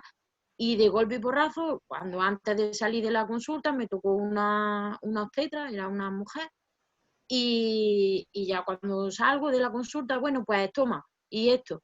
Si para el día 9 no ha nacido, te vienes por urgencias con este papelito y ya, claro, yo el papel me lo llevé a mi casa y luego despacito leyéndolo, era como un parto prescrito. Sí, sí. O sea, y yo digo, es que el parto no es prescrito, el parto pasa, cuando tenga que pasar y punto pelota, no sé, que me sorprendió mucho. Y por eso quería comentarlo también, por si hay alguna pendiente de dar luz y demás, porque es que a mí, vamos, yo el papel ese, conforme salí, lo hubiera tirado, porque es que no lo veía yo eso, no. Qué bonita la expresión esa de parto prescrito, ¿no? Es que te da como el que te da una receta, ¿no?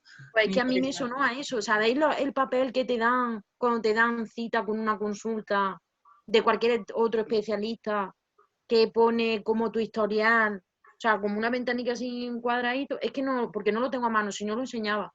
Y entonces en el lado pone el profesional que te ha atendido y tu antecedente, ¿no? Para que cuando vaya a la próxima consulta, el próximo que te atienda o la próxima que te atienda, vea lo que trae.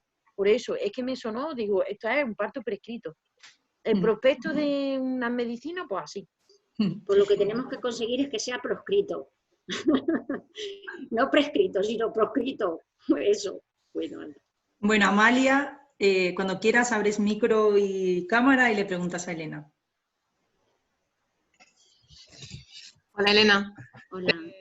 Nada, es un poco seguir con lo que está hablando Rosa. Yo estoy todavía embarazada, voy por la mitad, va todo muy bien, pero claro, además de pues la cosa se primeriza, no sabes lo que te encuentras, vas un poco ahí como que no te fías, yo qué sé. Está todo esto que está diciendo ella, porque tú haces lo posible porque vaya todo bien, porque es una responsabilidad, ya tenemos bastante con la que tenemos encima, con el COVID y todo esto, y ahora resulta que yo estoy muy contenta con mi ginecólogo, pero claro, yo tampoco le había preguntado, oye, ¿tú cómo te vas a portar? ¿Me vas a poner?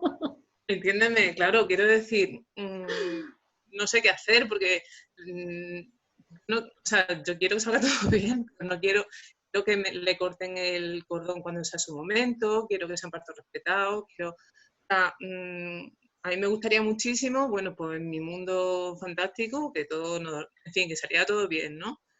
Pero yo entiendo que aunque a lo mejor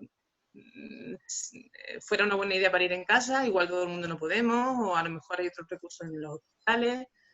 Si tú llevas un plan de parto que sea respetado, pero que si esos recursos son necesarios, pues que se tire de ellos, siempre con respeto y todo esto, pero así es que al final van a hacer lo que ellos estimen y si les va mejor a una hora que a otra, o sea, ¿qué hacemos antes de? O sea, Pues no sé, yo creo que, bueno, nosotras tenemos dos deberes con nosotras mismas y con nuestras criaturas, ¿no? Que son nuestro sueño.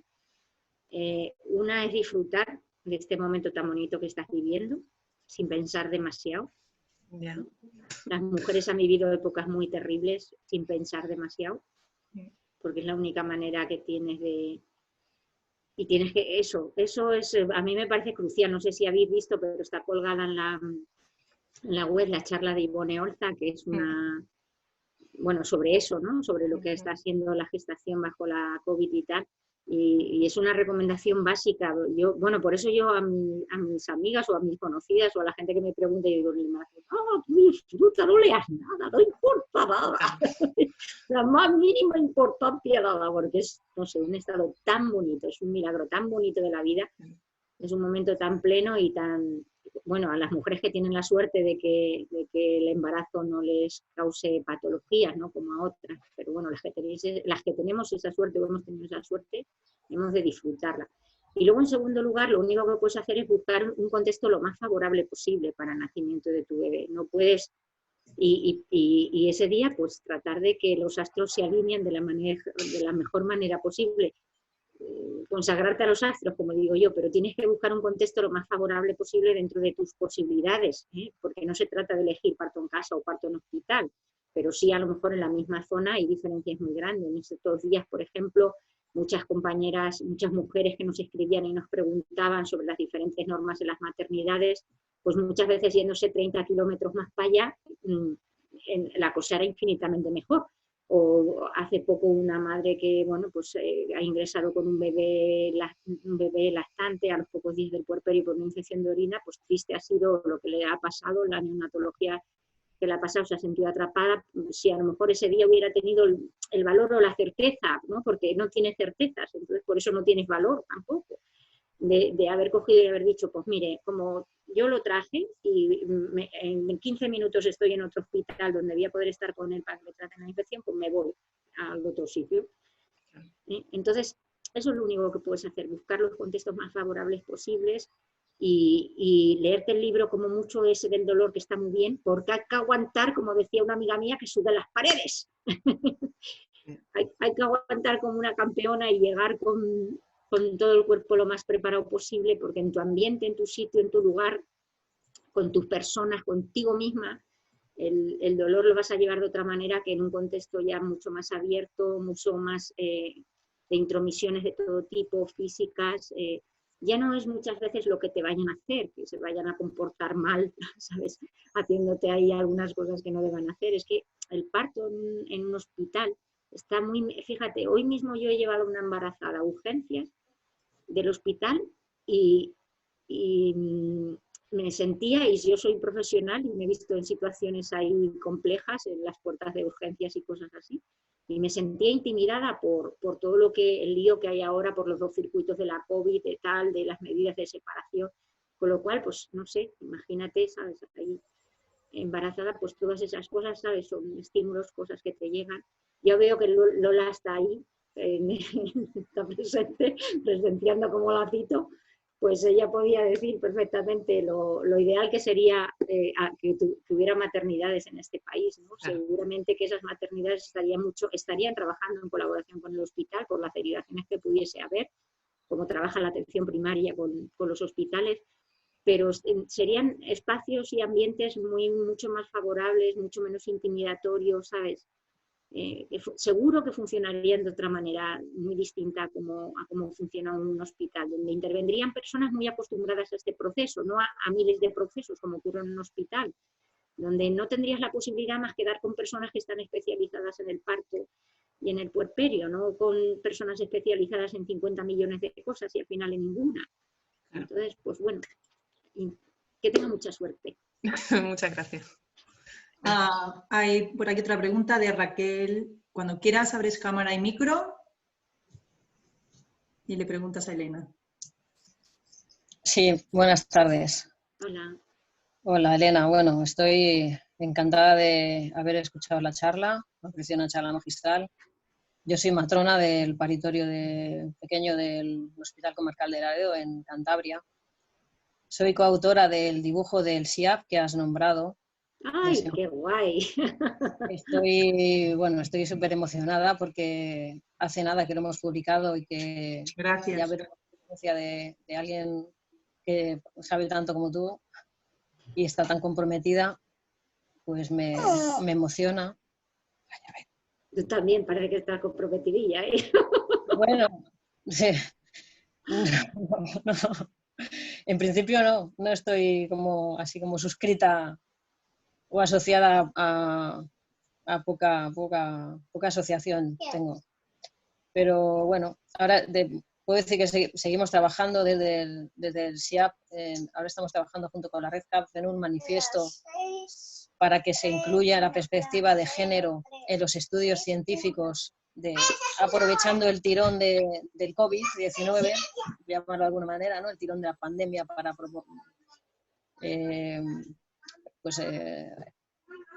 dictar recomendaciones, bueno, por aprovechar para meter ahí, ¿no? Recomendaciones.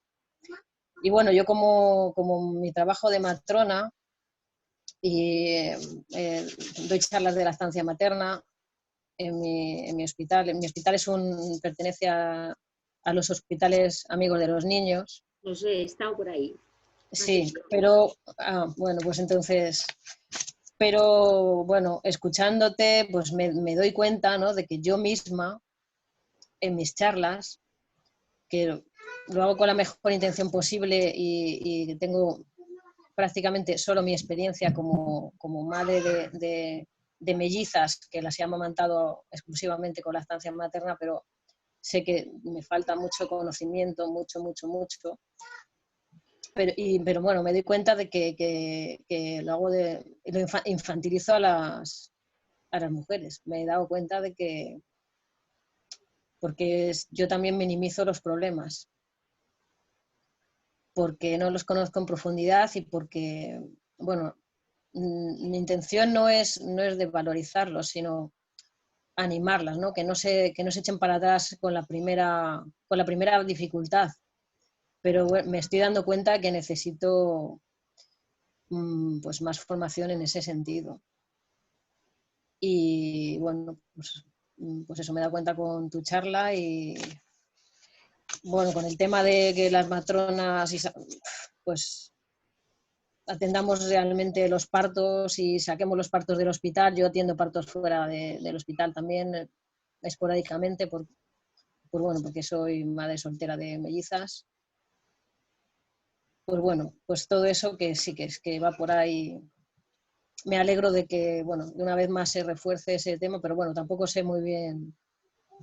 Muchas veces sabemos cómo seguir, ¿no? O sea, no es que intentando con el tema del COVID, ¿no? Pues reforzar eso, que el parto fuera del hospital es de menos riesgo, ¿no? Una vez más, ¿no? Ya, pues por otra razón, pues la del COVID, ¿no? El contagio, pero tampoco sabemos muy bien por dónde meterle mano muy bien, ¿eh? Y eso que, bueno, hay asociaciones de matronas y tal, pero yo no veo mucho compromiso de fondo, o no se entiende bien o no sabemos muy bien cómo hacerlo. Bueno, más que una pregunta así. Pero has dicho dos cosas muy interesantes y me gustaría comentar. Sí, pues adelante. Pues mira, una es una cosa que cada vez que la oigo que me ponen los pelos de punta, que es el tema de la lactancia materna exclusiva. Fíjate, yo desde que empecé a intentar ver como lo de las gafas violetas, ¿no? La lactancia también desde un prisma un poquito más amplio, me di cuenta que es un término que no favorece en nada la lactancia, no favorece, son términos además de libro, como digo yo, ¿no? De cifras, ¿no? De quien estudia algo, pero no son cifras humanas, no son justas con las personas, ni con su esfuerzo, ni con nada. Yo, de las entre 400 o 500 consultas que atiendo al año, bueno, este año serán más por esto de la COVID, la mayor parte, el 90% de las que atiendo son dificultades extremas en lactancia que conllevan pues muchas veces el abandono o por lo menos prolongarlo algo más de lo que hubiera pervivido, ¿no? esa lactancia por las dificultades. Y siempre me parecen magníficas, o sea, son lactancias mixtas, me parecen magníficas, me parecen maravillosas, me parece que a muchas mujeres esas circunstancias de reconocer que no pueden lograr, ¿sabes?, esa situación óptima, pero es que probablemente no lo hubieran podido. Es que a mucha gente, a muchas mujeres les tenían que haber dicho en la consulta, en sus embarazos y tal, pues mira, pues tú con la cirugía que tienes, con el problema anatómico que tienes o qué tal, vas a seguramente tener dificultades, ten en consideración pues que a lo mejor necesitas apoyarte en la leche artificial. No, eso aquí es blanco o negro. Pues la lactancia exclusiva o la lactancia mixta está penada por parte de todos. Hay personas de nuestro mundo de la lactancia con la máxima acreditación e interés personal en este asunto, que yo les oigo abrir la boca y me gustaría meterles una piedra en la boca, porque no hacen justicia para nada al enorme esfuerzo y sacrificio de todas esas mujeres, ¿sabes?, que luchan por prolongar su lactancia 15, 20 días, un mes más o 2 meses más respecto a sus posibilidades previas o a cómo se han dado los acontecimientos que lo han dificultado todo. Y esto hablo de, digamos, las dificultades implícitas de la morbilidad de la lactancia maternal. Ya no hablo de todo lo que es el entorno sociocultural y las circunstancias que muchas mujeres tienen o pueden, etcétera, ¿no? Yo he tenido durante años a mujeres a las que, de alguna manera, veías que, bueno, dificultades sociales, dificultades personales, de comprensión, de recursos, de capacidad de mover recursos, e incluso has visto delante a mujeres que claramente era evidente que estaban siendo o habían sido violentadas recientemente. Entonces, todas esas abstracciones no las podemos tener porque no sabemos con quién hablamos, no sabemos con quién hablamos, ¿eh? Y entonces eso de poner ese listón que ponemos, ¿no? Yo aporto una cifra respecto a lo que yo pues voy estudiando en la lactancia, es que el 40% de las mujeres están abocadas a tener dificultades de lactancia y que lo que se llama normalidad en lactancia, una lactancia que pueda ser exclusiva y tal, solamente pueden alcanzarla en grandes cifras un 60% de la población. Claro, todo lo que es o sea, todo lo que se considera normal es eso que es mayoritario y que corresponde más o menos digamos, a las situaciones óptimas. Eso es lo que consideramos normal.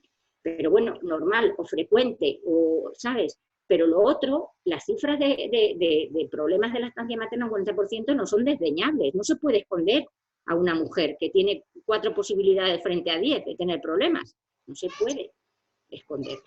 Entonces, pues bueno, y esto lo hablaba con Laura antes, ¿no? El 5% de las mujeres solo tienen hipogalactia y una porra, porque todas las mujeres que tienen cirugías, que tienen problemas severos hormonales, todas estas mujeres mayores que llegan, yo he tenido hasta una madre de 46 años, que han hecho posible la fertilización in vitro por la cantidad de hormonas que han recibido y han mantenido los embarazos, pero que esa situación hormonal de privilegio para la lactancia no va a existir. La obesidad es un obstáculo, todas esas cosas tú las sumas y no dan un 5% ni de coña, dan muchísimo más. Los frenillos de los bebés, Calayero, una persona magnífica, un médico maravilloso, ha estado hace 2 días ahí hablando para vosotros.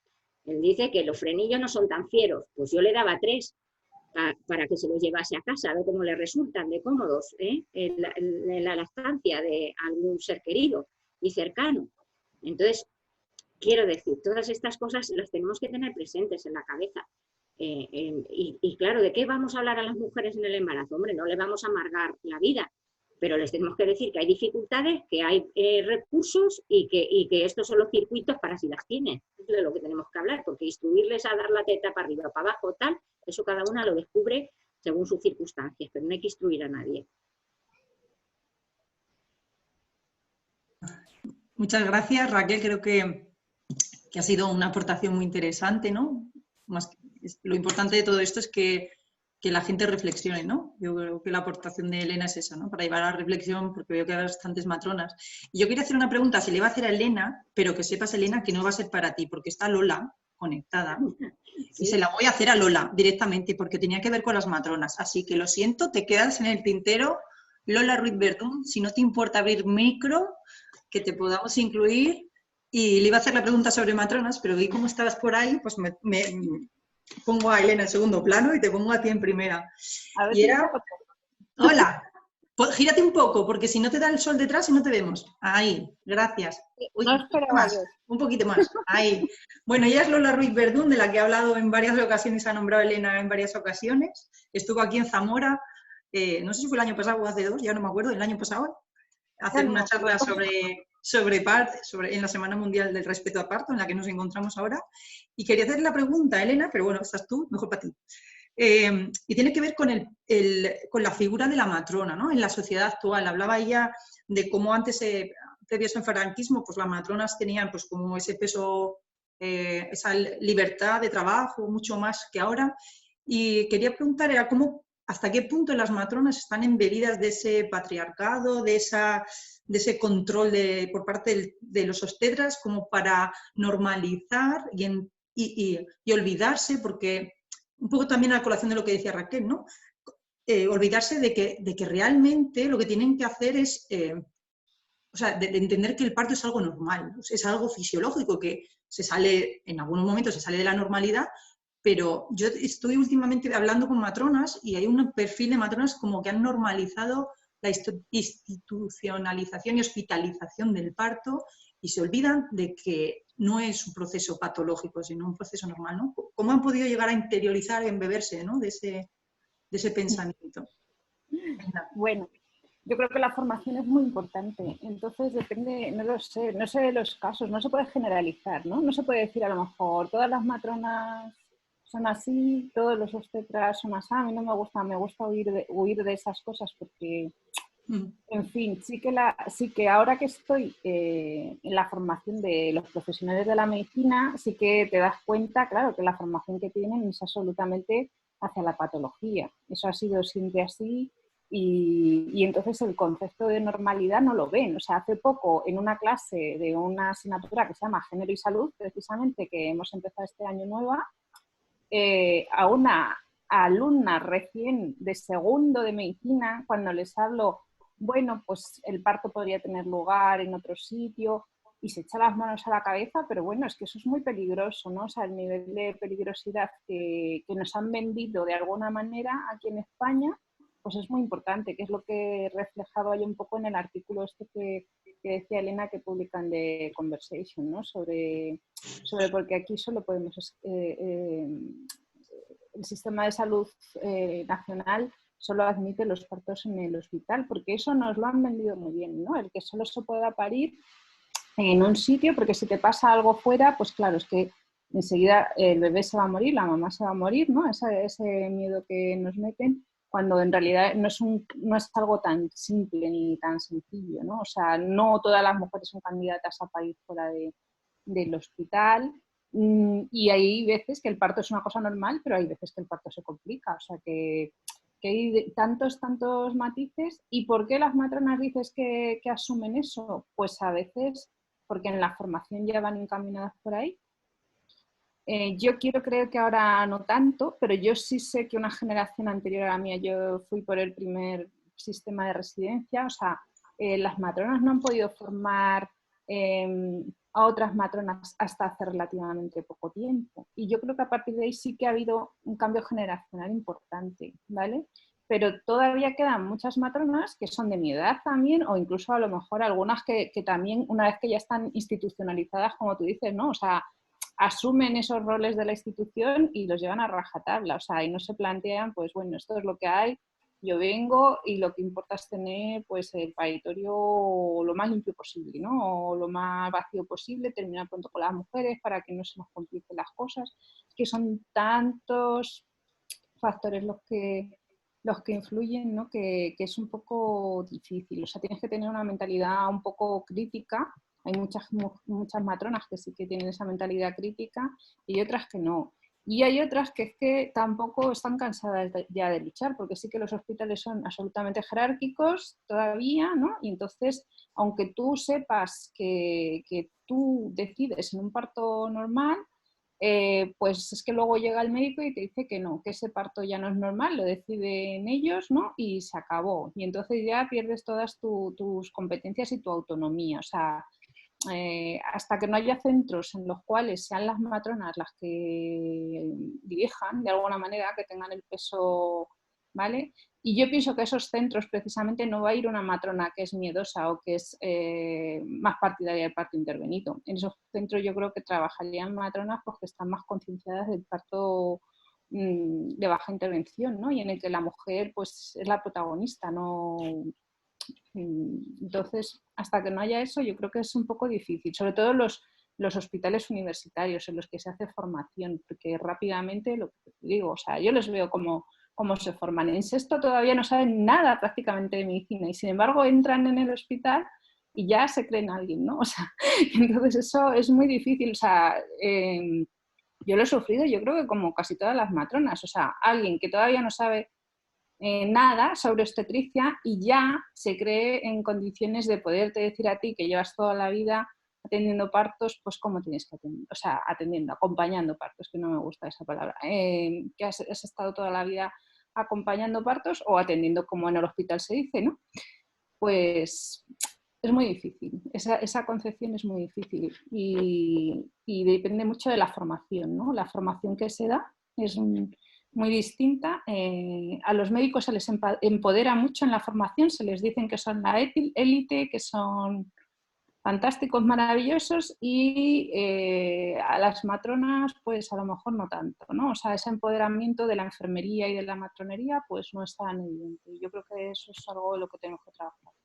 No sé si te he aclarado, porque es que me has hecho una pregunta muy difícil. O sea, que es que hay muchísimos factores que influyen, ¿no? en esto que me preguntas bajo mi punto de vista. Elena levanta el dedo. Sí. Hola, Lola. A mí me gustaría... Un besito. Un beso. Porque yo he aprendido mucho de leer tus trabajos históricos, mucho para entender la circunstancia un poco de las matronas, porque siempre me ha sorprendido, ¿no? Yo podía entender todas esas razones que has esgrimido, ¿no? Desde el punto de vista soy enfermera y también me he sentido así muchas veces desplazada, ¿no? Por la jerarquía, tal, pero a veces creo que la historia de las matronas no se conoce y eso desempodera mucho a la propia profesión, porque tiene que conocerse, ¿sabes? Que fue una profesión aniquilada intencionadamente, para justamente dejar todo ese protagonismo jerárquico sobre la mujer en ese momento concreto. Quiero decir que tú solo puedes empoderarte cuando conoces, ¿no? Cuando haces consciente, interiorizas, ¿no? ¿Sabes? ¿Cuáles son las razones para que tú trates de oponerte, ¿no? Tomes conciencia, no sé cómo decirte, ¿no? Entonces yo creo que la historia de las matronas no se conoce, y especialmente la de nuestro país, que es tristísima, es durísima. Y además lo que supone, y conocer otros modelos, que bueno, hemos intentado todas las asociaciones de apoyo a la lactancia, de apoyo al nacimiento, hemos tratado de dar a conocer otros modelos obstétricos que hay de atención, ¿no? El inglés, tal, ese modelo en que la mujer tiene ese protagonismo, esos derechos, donde la matrona tiene ese protagonismo, tal, pues eso es muy importante, pero claro, nosotros ¿qué atendemos? ¿Sabes? A unas mujeres en un momento determinado, pero de las generaciones, ¿sabes? No, somos hormiguitas, quiero decir, frente a una realidad muy compleja y amplia, ¿no? El sistema no alimenta que tomemos conciencia a las mujeres de que otra atención puede ser posible. Entonces, bueno, a mí me parece muy importante lo que tú has hecho, de tratar de recuperar la historia de la profesión en la más inmediata, la historia más inmediata, porque debería ser dada más a conocer, debería estar incluida en los programas docentes de matronas. Esos programas docentes no deberían depender tanto, ¿sabes?, de los programas de la obstetricia convencional, digamos, de la médica, sino que tendrían que tener un cuerpo propio de conocimientos que creo que hoy no tienen. No lo conozco a fondo eso, pero es posible que hoy no lo tengan. Yo me acuerdo una vez en Zamora que, como soy un poco bestia hablando la verdad y no me corrijo nunca, pues creo que estabas tú, Laura, fue la primera vez que nos conocimos, pues había unas matronas presentes y entonces yo les dije que las matronas deberían hacer prácticas pues con prostitutas y con mujeres límites, ¿sabes?, en situación de riesgo y tal. Bueno, se escandalizaron y se fueron, ¿no? Pero bueno, porque yo creo que es verdad que tenemos que estar preparadas para atender a mujeres de muchas realidades, de mucha intensidad, de mucha profundidad, a todos los niveles, y que social o culturalmente, o sea, en los extremos, para ser capaces realmente de darnos cuenta que la realidad es muy diversa, que tenemos que asumir nuevos retos, nuevos conocimientos. Entonces, bueno, la matronería yo creo que tiene que recuperar su conciencia de lo que fue, de lo que tiene que ser, ¿no?, para que realmente cumpla ese papel. Nosotros durante estos días de la COVID pues hemos sufrido bastante porque la Asociación Profesional de Matronas aquí, APROMAT, no ha dicho ni una sola palabra de todos los excesos que se estaban cometiendo en las maternidades, todas, yo creo que porque se sienten muy relegadas profesionalmente, porque la jerarquía en estas condiciones funciona más todavía, y profesionalmente no quieres amargarte más la existencia probablemente, y entonces han guardado un mutismo, un silencio inexplicable. Yo es que no estoy muy a favor de las asociaciones de matronas, salvo alguna excepción en general, porque creo que al final se han convertido en una máquina de hacer congresos, esa es la realidad, y de cobrar mucho dinero por esos congresos, de las casas comerciales, de las propias matronas. Entonces, no me gusta cómo están dirigidas ahora mismo las asociaciones de matronas en general. Digo, quitando algún caso, porque sí que, por ejemplo, en Valencia que sé que se han movido muchísimo, ¿no? Por ejemplo, para conseguir que las mujeres estuvieran acompañadas, y creo que en algunos otros sitios también, creo que en algún sitio también, pero sí que a nivel general, que tenemos una federación, no ha movido mucho ficha, desde luego, y no sé, creo que sí que tenemos que reflexionar como profesión un poco, ¿no? Porque si no, al final, pues nos vamos a diluir, no sé, creo que sí que hemos tenido un protagonismo muy grande cuando efectivamente el parto estaba fuera de los hospitales. En el momento en que entraron en los hospitales las matronas, desaparecieron, igual que desapareció la capacidad de la mujer para decidir, ¿no? O sea, exactamente igual. No es lo mismo que tú decidas en tu casa cómo quieres parir, que entres en un sitio donde ya hay unas normas, unas reglas, es mucho más complicado. Entonces, ¿qué quiere decir? Que vayamos como a principios del siglo XX, no quiere decir eso, pero sí que tenemos que dar un paso más adelante, ¿no? Y pensar a ver cómo podemos avanzar, lo que decía, pues con centros de nacimiento, o no sé, creo que ahora esto ha sido una demostración, ¿no? En los hospitales, pues las mujeres han tenido miedo de ir, ¿no? Porque está el virus. Esto ya lo demostró Semmelweis con las contaminaciones que había en los hospitales, ¿no? De la fiebre puerperal. O sea, es que no es nada nuevo, todo se aprende de la historia. Lo que pasa es que la historia le gusta a muy poca gente, o sea, no le interesa a mucha gente. Y sí que creo que las matronas deberíamos mirarnos más la historia, ¿no? Por ejemplo, hay muchas que no saben que fuimos las primeras mujeres universitarias en España. O sea que, y eso se ha invisibilizado también, incluso por ciertos sectores del feminismo, ¿no? Que han preferido decir que fueron algunas mujeres que estudiaron medicina, ¿no? O sea que, en fin, hay mucho por hacer todavía. Bueno, si hay mucho por hacer, quiere decir que hay que seguir trabajando en ello. Lo vamos a dejar aquí, no por querer, sino porque llevamos casi 2 horas. Elena seguro que tiene ya su móvil a reventar de gente preguntando y pidiendo apoyo. Gracias, Lola, por estar ahí y por dejarnos unas pinceladas de tu enorme labor. Gracias a todas las que estáis conectadas. Espero que os haya gustado un montón la charla. Elena. Elena está fenomenal. Elena, muchísimas gracias por estar ahí, por ser tú, porque yo agradezco a la vida porque te puso en mi camino, de verdad que lo agradezco. ¿Ves? Ya me vuelvo a emocionar, no puedo menos. Me acuerdo de una consulta de una pareja sorda que las dos acabamos llorando porque estábamos tan acostumbradas a ver unas tetas que no salían leche, y aquella mujer era... ¿Te acuerdas, Elena? Qué bonito. Seguí en contacto con ella, por lo menos hasta el 6º mes de la lactancia de su hijo, porque fue muy complicado. Una lactancia por un frenillo espantosísimo del bebé, de esos que voy a regalar la talayero algún día. y la madre, pues, sorda, el padre sordo, y el medio que tenemos, que asiste, era una familia de Galicia. Ellos llegaron a venir a Avilés hasta 4 o 5 veces, ¿no? Que si las bombas, las pezoneras, que si tal. Pero bueno, al final ese, tiró para adelante y estaba muy orgullosa de haber... Pero era un bebé destinado a tener dificultades más allá de la lactancia, con la alimentación complementaria. Entonces esas cosas tienen que verse, ¿no? La lactancia como el parto, como tal, son oportunidades de ver algunas veces problemas de salud que tienen que ser tratados al margen de la lactancia, no solo por la lactancia. Pero me acuerdo de esa emoción tuya, ¿no? Ya, es que terapia. bueno, yo siempre llamo a los niños que maman bien, los llamo Fórmula 1. Y a las tetas esas, vamos, se me cae el alma a los pies cuando las veo, ¿no? Pues ahí dices, madre de Dios, esto era imposible frenarlo, ¿no? Y esas lactancias, o sea, esas tetas son las que mantienen muchas lactancias con dificultades, porque los bebés es que se ponen ahí abajo, hay tipo fuente. Ya cae. Claro, ya cae solo, pero también esas madres tienen ingurgitaciones, mastitis, se someten también a procesos intensos. Imaginaros una mujer así bajo el COVID, ¿no? Con estos circuitos tan complicados. Hoy, por ejemplo, yo he llevado a una mujer embarazada que era senegalesa al centro de salud, porque en el centro de salud la han llamado y ella no podía decir nada de lo que la pasaba. Entonces luego a continuación me ha llamado a mí y entonces yo pues la llevo al centro de salud. En el centro de salud hemos tenido que aguantar un tiempo con un dolor abdominal tremendo, probablemente fue un aborto en curso, hasta que me han mandado pasar y luego pues a continuación nos hemos ido al hospital. En el hospital pues lo mismo, que es un circuito por aquí.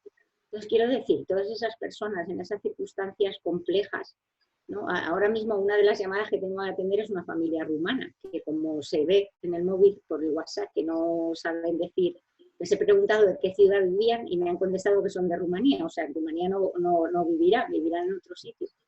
Y otra persona que la ha mandado en la ONG, pues te escribe diciendo lo que pasa y tal. Entonces, me refiero, todas esas circunstancias pues se dan en la vida, se acompañan y bueno, hay que tenerlas en cuenta, ¿no? Muy en cuenta, para la lactancia y para todo. Para todo. Bueno, intensa como ella sola, generosa como ella sola, con una mirada y unas ganas de ayudar que no le caben en el cuerpo y que su reloj tendría que tener más horas, pero tiene las que tiene Elena. Cuídate también. Ya, gracias. Muchas gracias a todas. Hasta luego. Un placer. Igual. Que os vaya muy bien, que tengan muchas suerte las embarazadas con sus bebés y las recién paridas. Laura, me ha gustado todo este ciclo que habéis preparado. Y muchas gracias. Nada, Venga. a ti, Puri, Adiós. matrona de Benavente de Zamora, muchas gracias por estar ahí. Espero que estés bien. Bueno, sí, ya voy recuperándome, ya voy bastante bien. Y bueno, la charla me ha parecido estupenda. Has tocado muchos temas, Elena, y le has dado un enfoque social que muchas veces eso lo obviamos y tiene pues mucha carga. Y influye mucho en la lactancia materna. Así que gracias por esta charla y gracias por estas actividades que habéis organizado. Hasta pronto. Hasta luego. Cuidaos todas, chicas. Gracias, Elena. Chao. Chao. Adiós. Adiós.